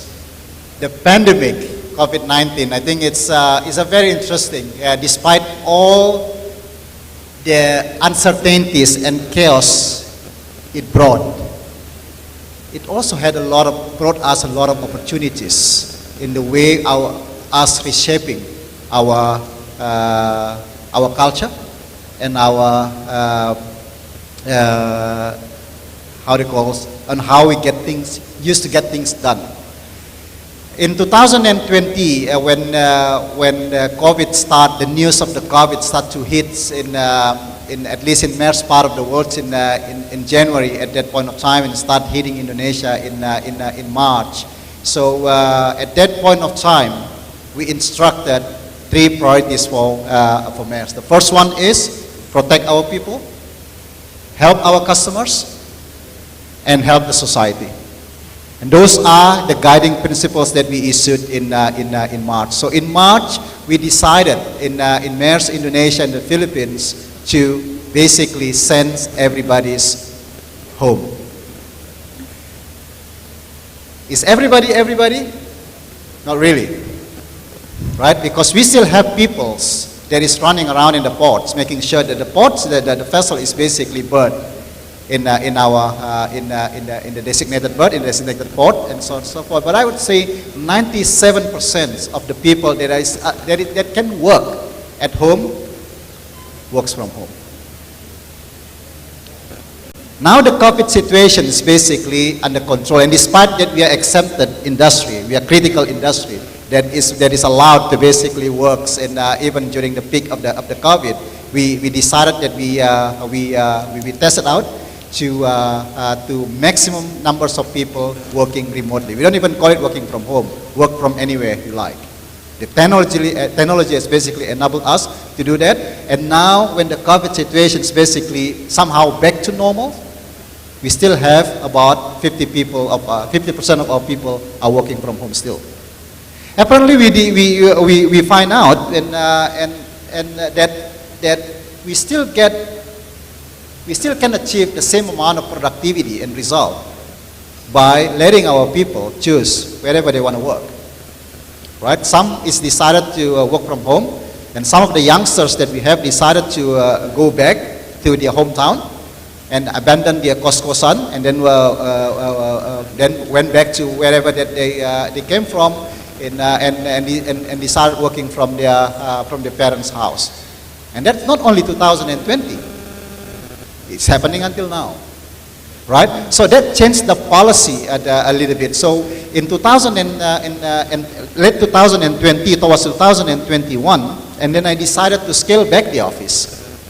And then in 2021, I realized that, if it is okay for 50% of us working from home, and it's doable and delivering the same amount of result, and why do we need to have bigger office? We don't need to have the office. We just need to equip people with technology where they can work from anywhere in that they wish. So we scale down the office. Now our office ratio from previously 110% allowing up and down, now it's only about 70% ratio. Meaning that if any one of us basically decided to show up in the office, there will be no enough space. There will be no enough desks. And that is by design. So whenever they want to come to the office, they need to book. It's a hot desking now. So I think that is changed a little bit about how we interact with our people and how we get things done. And now we are getting used of calling up the people using the video conferencing and so on and so forth, and to get that interactions going.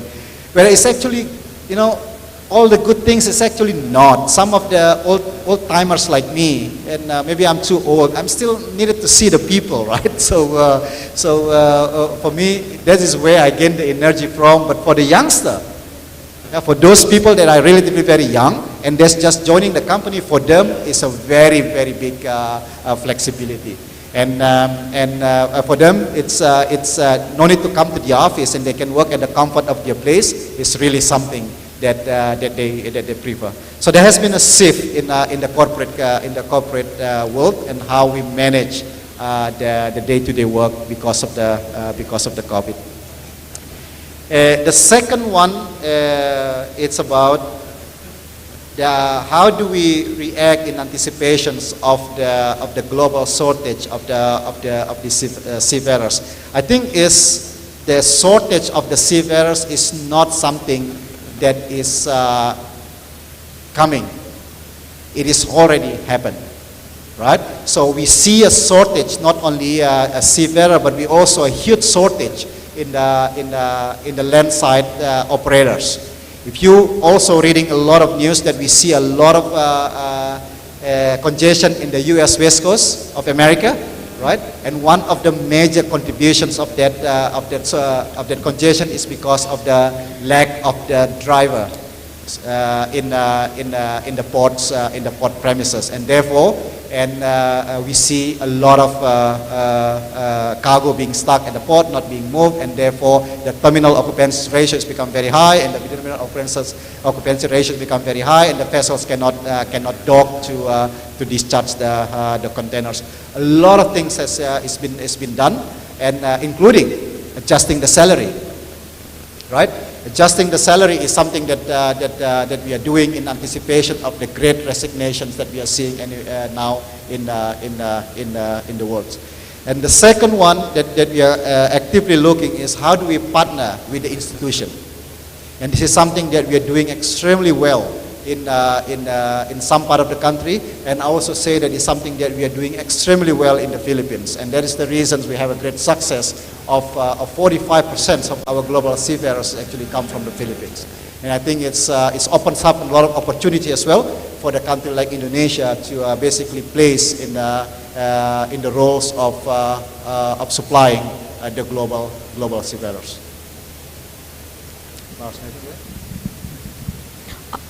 Sorry, I think you can use this one for safer. Yeah.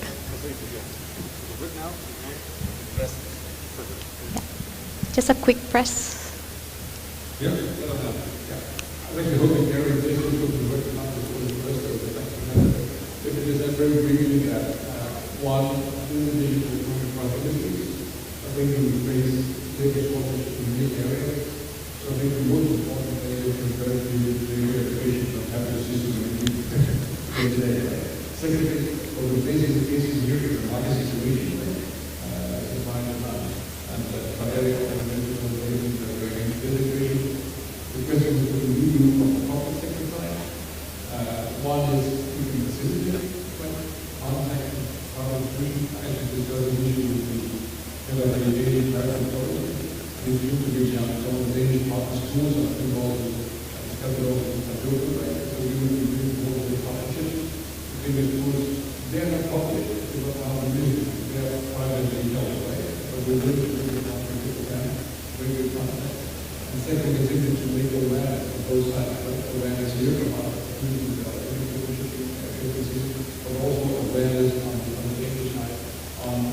possibilities of the so basically, we're talking about our necessary here, but we want facilities as well. Okay, so you support the connecting different institutions. Thank you. So, I hope your questions have been addressed very well. Let's move on to the next chance. Oh, okay. That's quick. Yeah, please. Table number 4.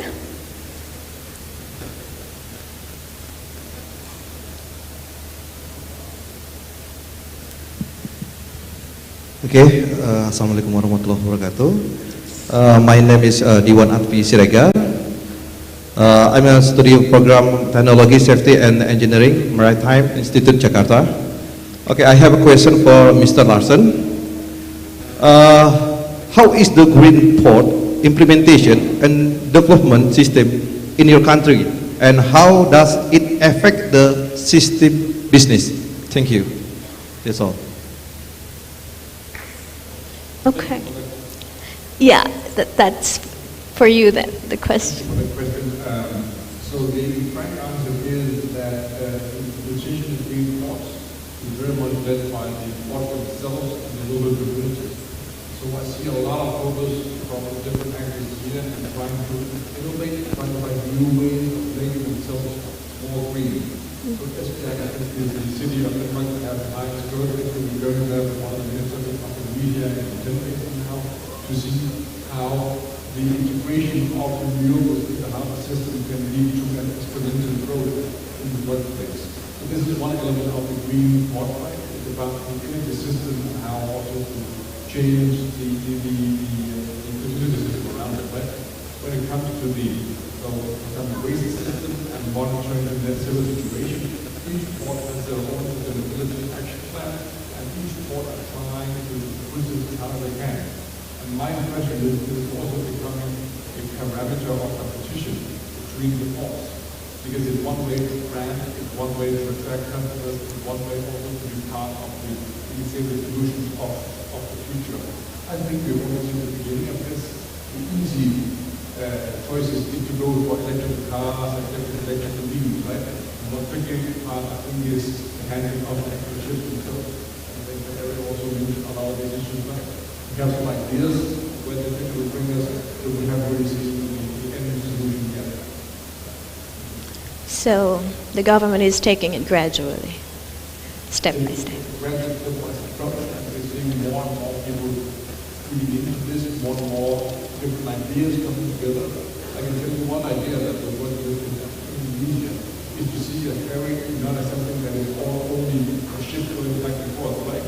It's a ferry, meaning a hull, like battery put on, but also thinking of electrical systems going into it, and then they will need to Landsat to connect directly into the ferry route.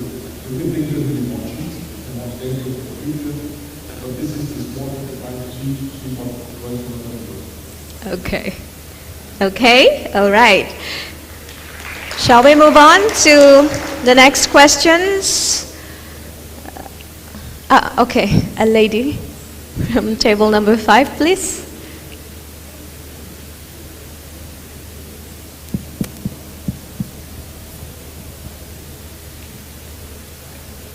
Thank you. Good afternoon. My name is Fitria. I am a postgraduate student of Maritime Institut Jakarta, majoring in Technology, Safety and Engineering. My question is for the same as my friend, His Excellency, Mr. Lars Bo Larsen.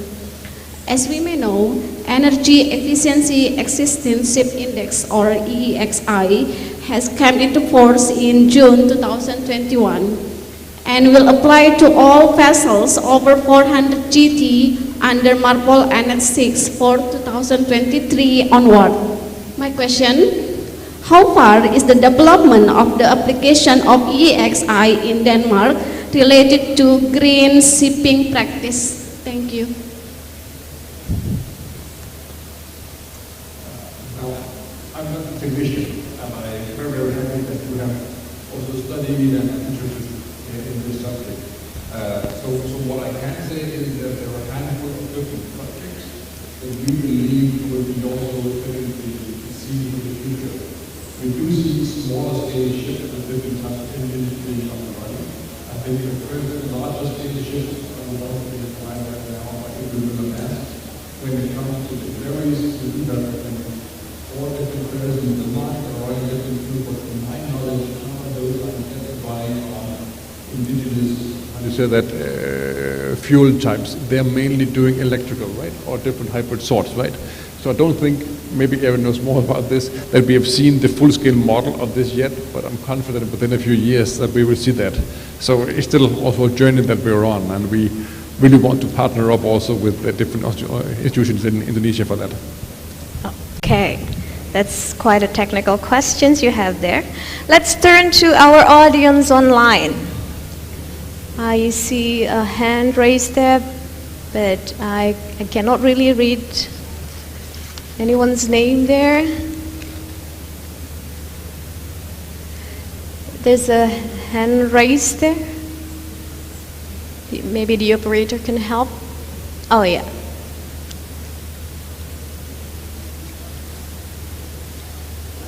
Yes, your question, please.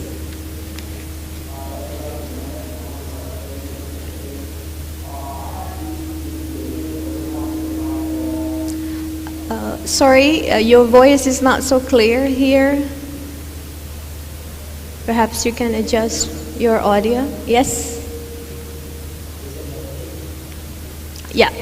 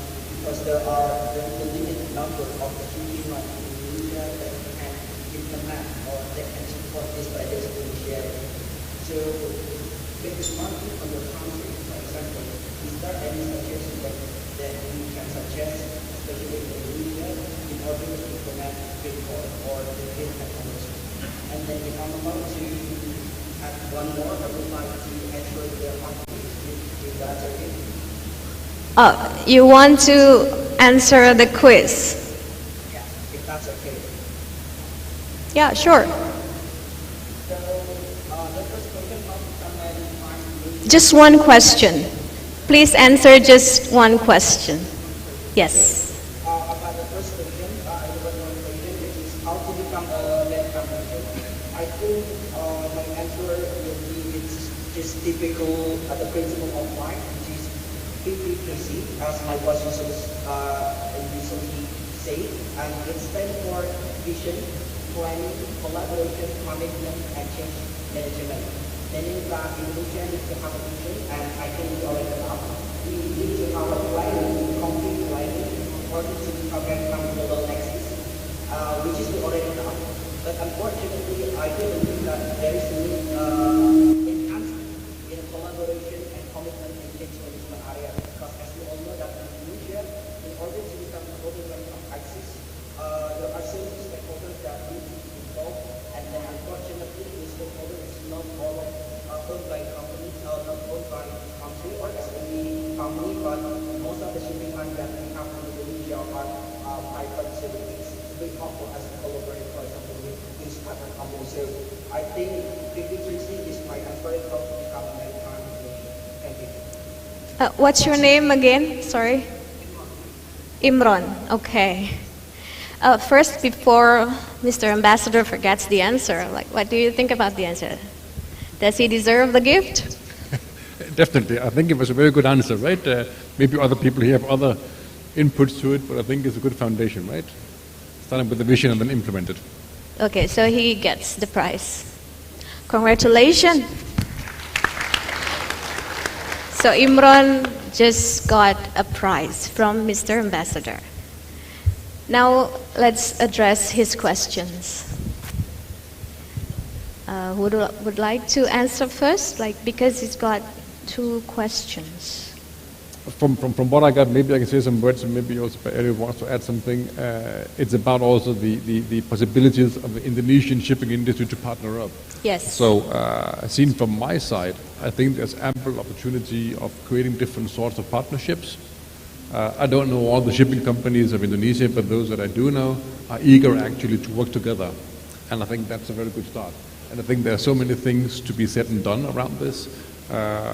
For instance, one is very simply cold chain technology, right?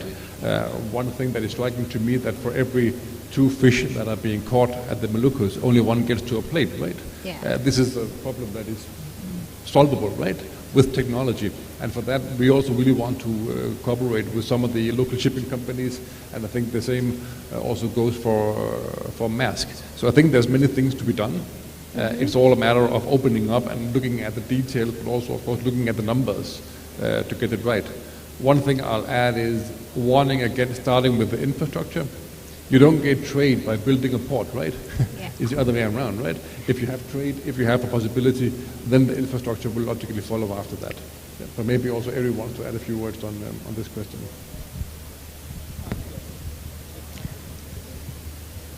Yeah, collaboration will make it possible. So Mr. Ambassador is on a positive side of the development. What about the first question? Mr. Eri, would you like to address that? I think he was asking you about one of the effects of the pandemic to the companies are like due to financial issue, and there are many companies decided to merge together. And now that the pandemic is under control, kind of under control, then would there be any possibility that they go back to their previous states? Oh, meaning that the consolidation of the industry? Yes. I think the consolidations of the industry, it's, in my view, is a way forward. I think we have seen many of the industry has been very sporadic. I don't know whether we are talking about the shipping line or the logistic industry, right? So it's a very diverse. And if you look at the shipping line itself, there are few consolidation that was taking place actually before the pandemic, right? We see a consolidations of a few shipping lines. Maersk itself have acquired P&O Lloyd, and before that acquired Sealand, and then very recently before the pandemic we also acquired Hamburg Sud. So that itself basically consolidating a few shipping lines into one. But consolidation does not always means like they are joining forces into one company. Consolidation also means creating a consortium. And this is what we have also been seeing in the shipping through the alliance, right? We see a few shippings actually form themselves into New World Alliance and some other alliance, and Maersk itself is also part of the alliance together with other shipping lines of from Europe in the shape of, we call it ourselves a 2M alliance. So I think that is way forward to collaborate in the sense of putting the strength together in order to make sure that we can serve the customers that otherwise we couldn't serve if we are basically doing it for ourselves. In my view, in my personal opinion, that consolidation will continue to take place even after the COVID situations. Okay, it's even better for the company and for the service provided by the consolidation. Yes. Yeah. Wow, I think it's almost 5. Can we have one more question left? Okay. Very high hand raised. Thank you. Yes, please. Have a good day, ladies and gentlemen. My name is Theo. You can call me Theo, Mr. Larsen.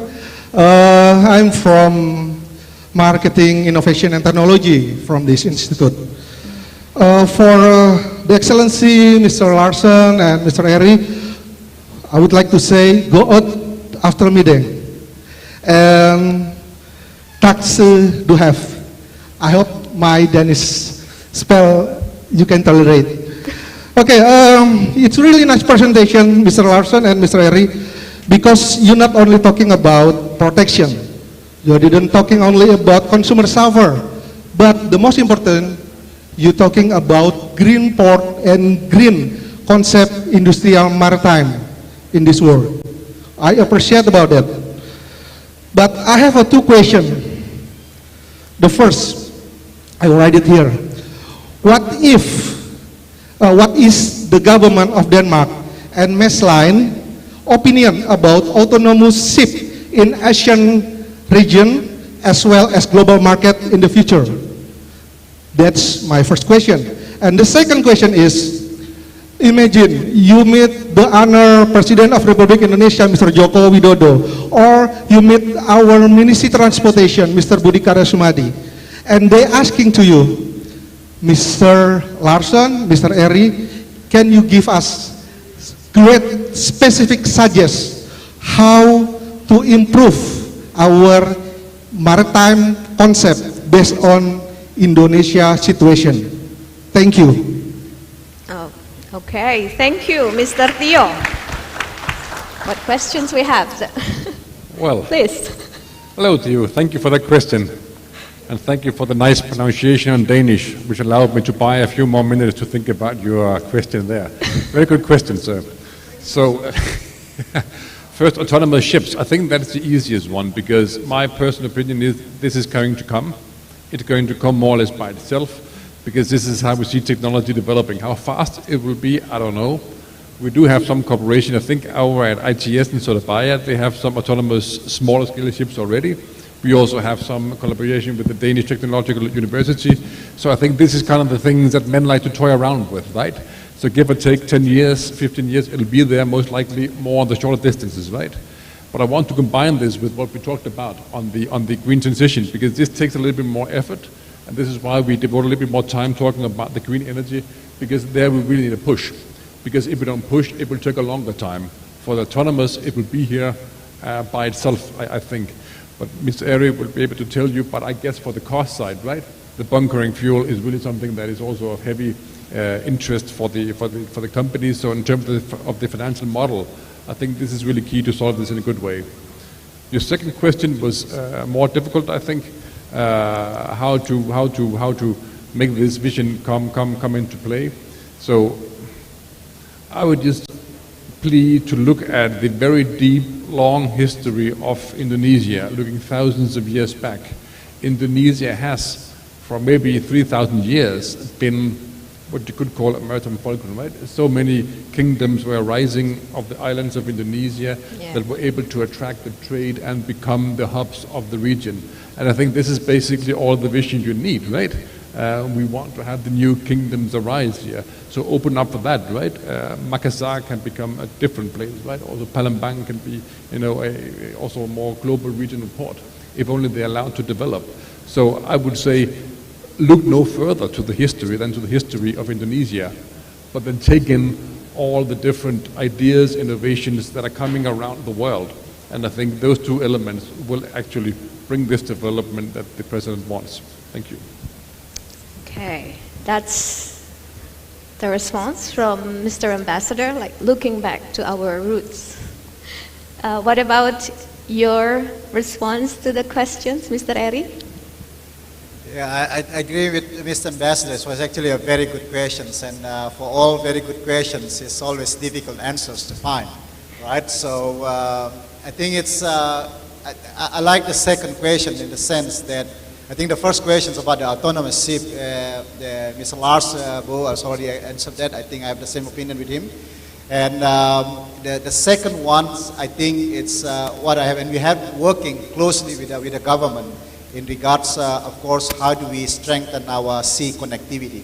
I think let's start with the fact that we have 17,000 islands. So rather looking at it as an obstacle, I would rather looking at it as an opportunity. And 17,000 islands, it's required a different solution than what our neighboring country is having, like Thailand. We cannot copy what Thailand solution is, because Thailand is basically have only a few islands, right? So we need to have a solution that is workable for us, and we need to create our own dream rather than stealing some other people's or other countries' dream. One of the things that I also, we've been in contact with various governments, including the Kementerian Perhubungan and also our friends in Pelindo, it's basically how do we design our port developments, right? How do we then create a master plan to basically define what are our strategic nodes? Where do we want to build, right?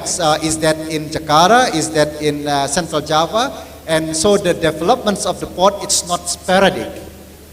We cannot develop, for instance, Jakarta and then we also develop Patimban. So the illustration that I give to basically to all to some of my friends in the Pelindo also and also with Kementerian Perhubungan is, imagine if I'm the pilot of an aeroplane. I need to decide where I'm going to land the aeroplane. Is that in this airport or in that airport? And I cannot land in two airports just because to pick up 50 passengers. It doesn't make economic sense. It only makes economic sense if we consolidate all the passengers and I deploy a larger airplane.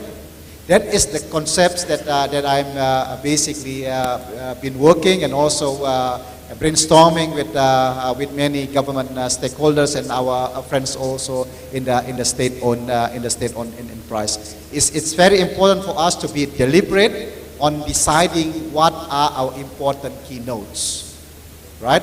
So meaning, what are our gateway for Eastern Indonesia? What is our gateway in the Central Indonesia?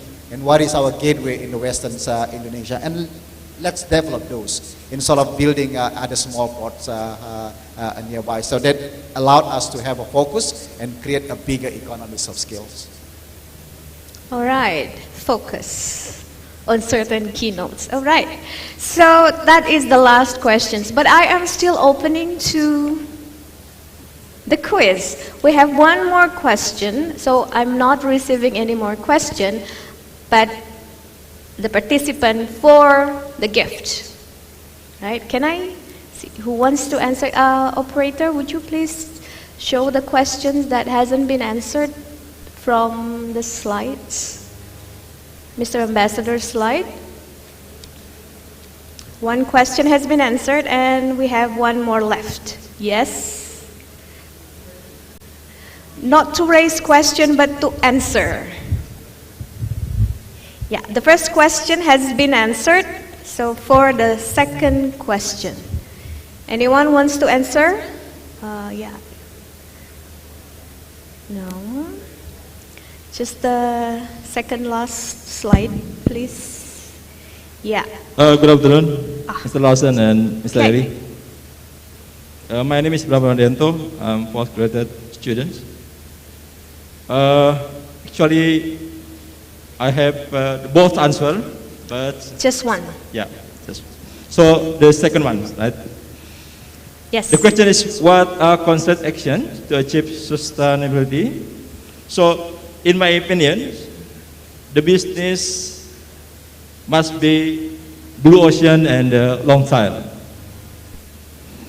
Blue ocean, that means that the business is not only for small area or between one country to another country or even in one region, but the business must be all over the world. The second one, the business must be long term. That means not only for 1 year, 2 years, or even 10 years, but must be for long time. Sustainably. So, to make sustainability, in my opinion, that the business must be correct or pointed to the right partners, activity, resource, customer relation, customer segment, channel, and even the revenue streams. That's my answer for question number 1. Number Okay. 2. Okay. So, Mr. Ambassador claps. So apparently he's satisfied with the answer, so he gets the prize. You Thank got you. the prize. Congratulations. Thank you. Now that concludes our session. Thank you for your participation and your excitement for this lecture. So, great thanks to our speakers here, His Excellency Mr. Lars Bo Larsen and Mr. Eri Hardianto. And for that gratitude, I'd like to invite the Head of Human Resources Development Agency on Transportation, Mr. Joko Sasono, the Head of Human Resources Development Center on Sea Transportation, Mr. Amiruddin, and the Principal of STIP Jakarta, Mr. Sudiono, to join us here on the stage and present our tokens of appreciation to our honorable speakers. We'll do it one by one.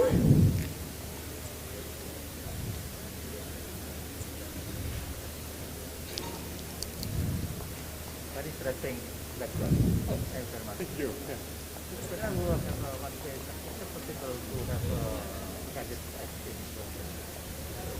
Yes, I think it is. We have no public schools, so we need to find a one-on-one agreement. But we also activities there. Yeah. Okay.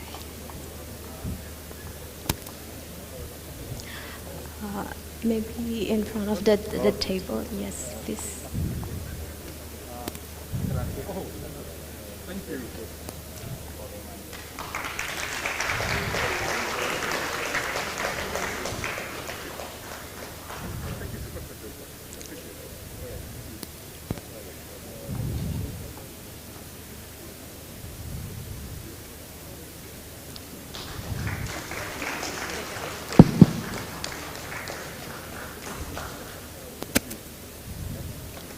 We'd also like to present you with our jacket.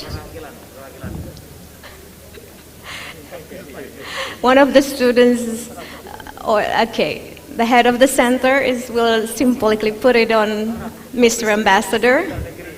So that's a pride. So now His Excellency is a member of the faculty. Okay, now Mr. Eri, would you please take place to receive our token of appreciation for the lecture?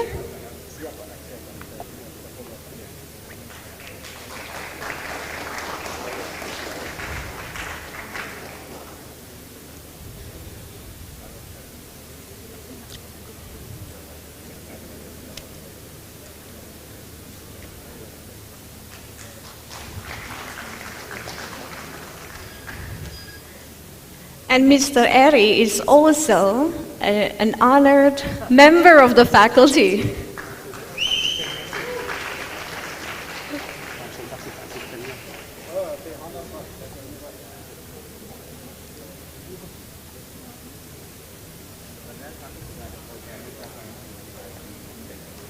Right. The jackets fit you nicely.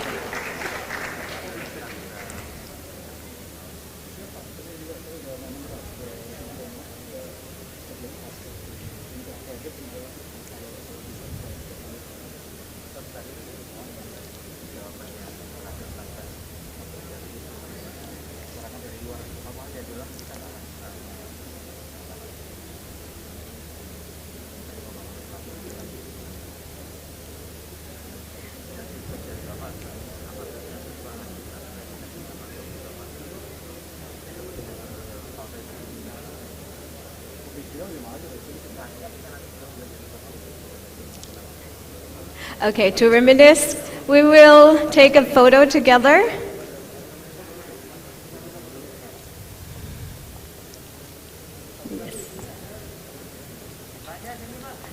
Oh. Nancy, sini. Yeah.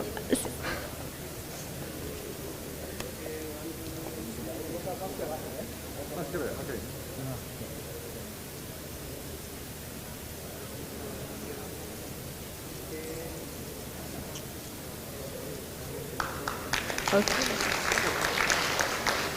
Terima kasih Pak Duta Besar. Terima kasih ya, Pak Niag ya.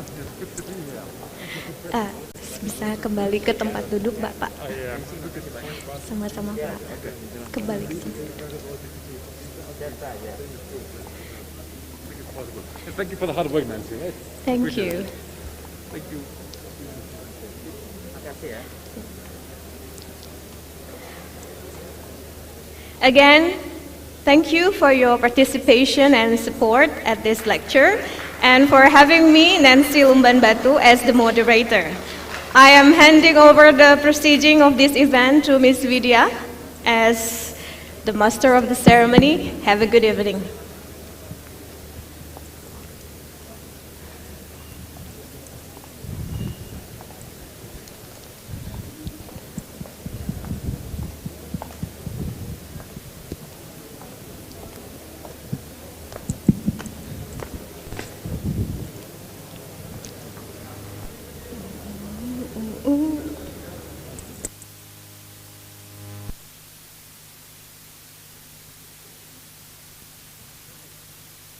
Thank you, Your Excellency, Mr. Lars Bolarsen and Mr. Eri Hardianto, for sharing the information and knowledge to us. What an interesting session. Can we give one more big applause? Thank you.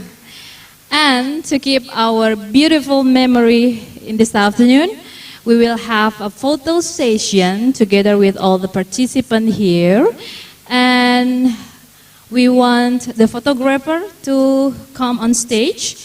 And all the participants can stand still on your position. And I will count. When we will divide it into two sessions. The first session, all the participants in this auditorium. And the second session, together with all the participants who join by online in the Zoom.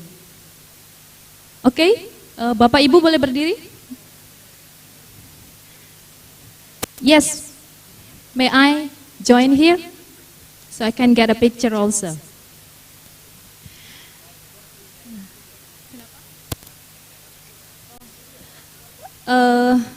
Can you join here, Pak? Yes, thank you.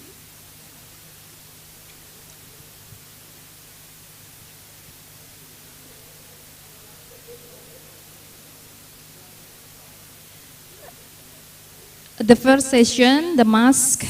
Can we open our mask? Thank you.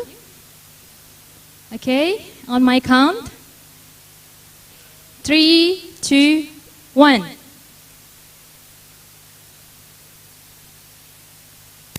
Everybody say cheese. 3, 2, 1. Cheese. And the last session with all the participants in the Zoom. Okay. 3, 2, 1.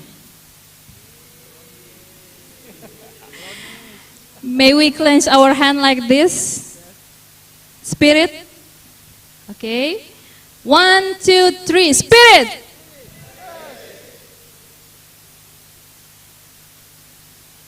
Okay, thank you. Please have a seat.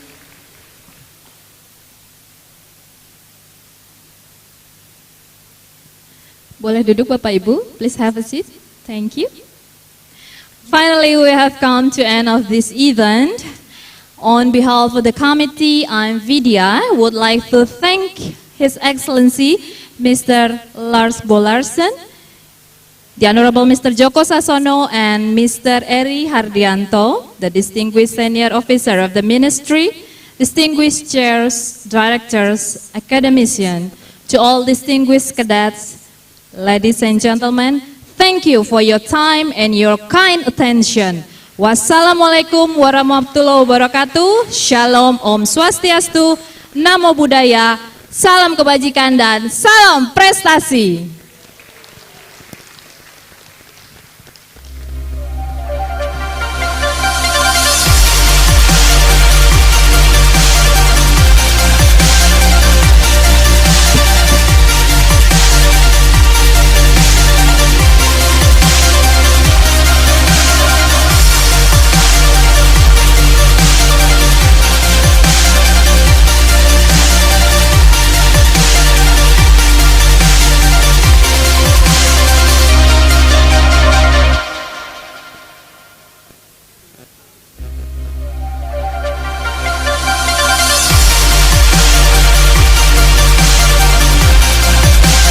Fotografer boleh ke depan sebentar.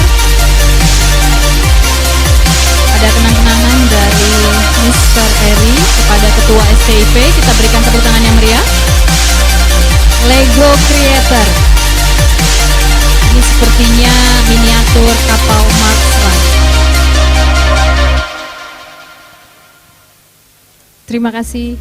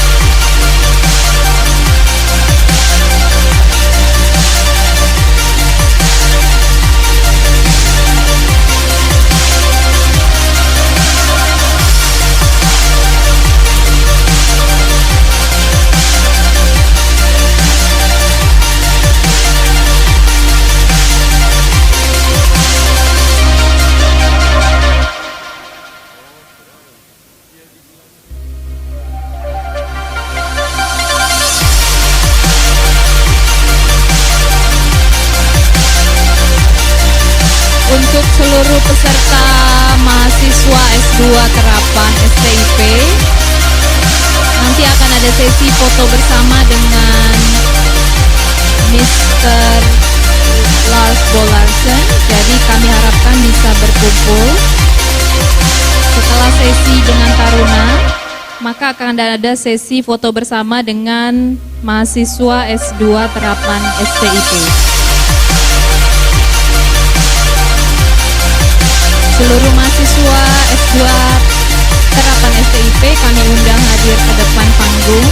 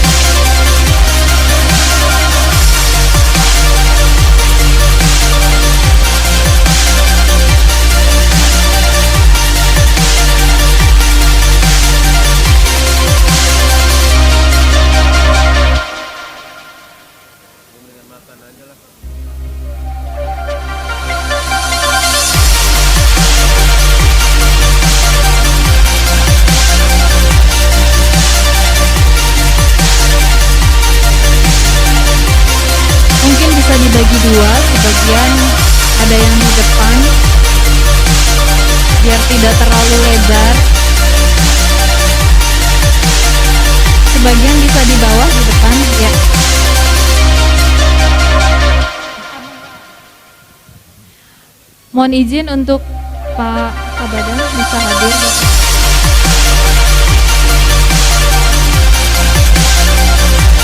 Oke, maskernya dilepas ya. Kita make it fast. Oke, siap ya. 1, 2, 3.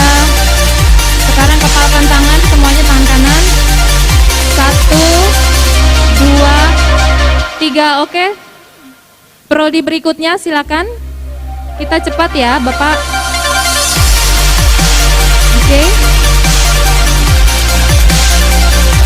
Ya, mohon agak cepat sedikit.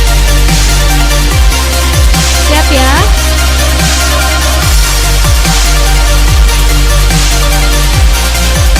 Masker bisa dicopot dulu Bapak Ibu.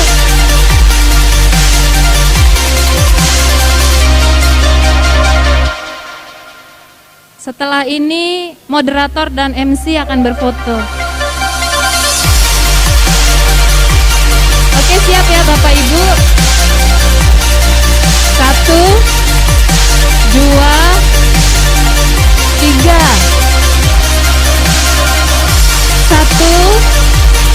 Tangannya di kepala semua Bapak Ibu. 1, 2, 3. Oke, berikutnya adalah panitia, moderator, dan MC. Please stand one more session with the committee and me also.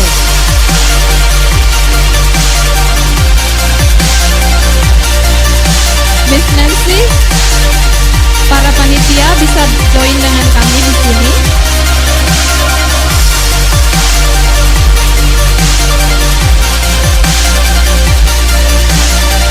Maskernya dibuka Bapak. Oke. Senyum. Acara sudah selesai. 1, 2, 3. Because there is a lot of youngsters here, can we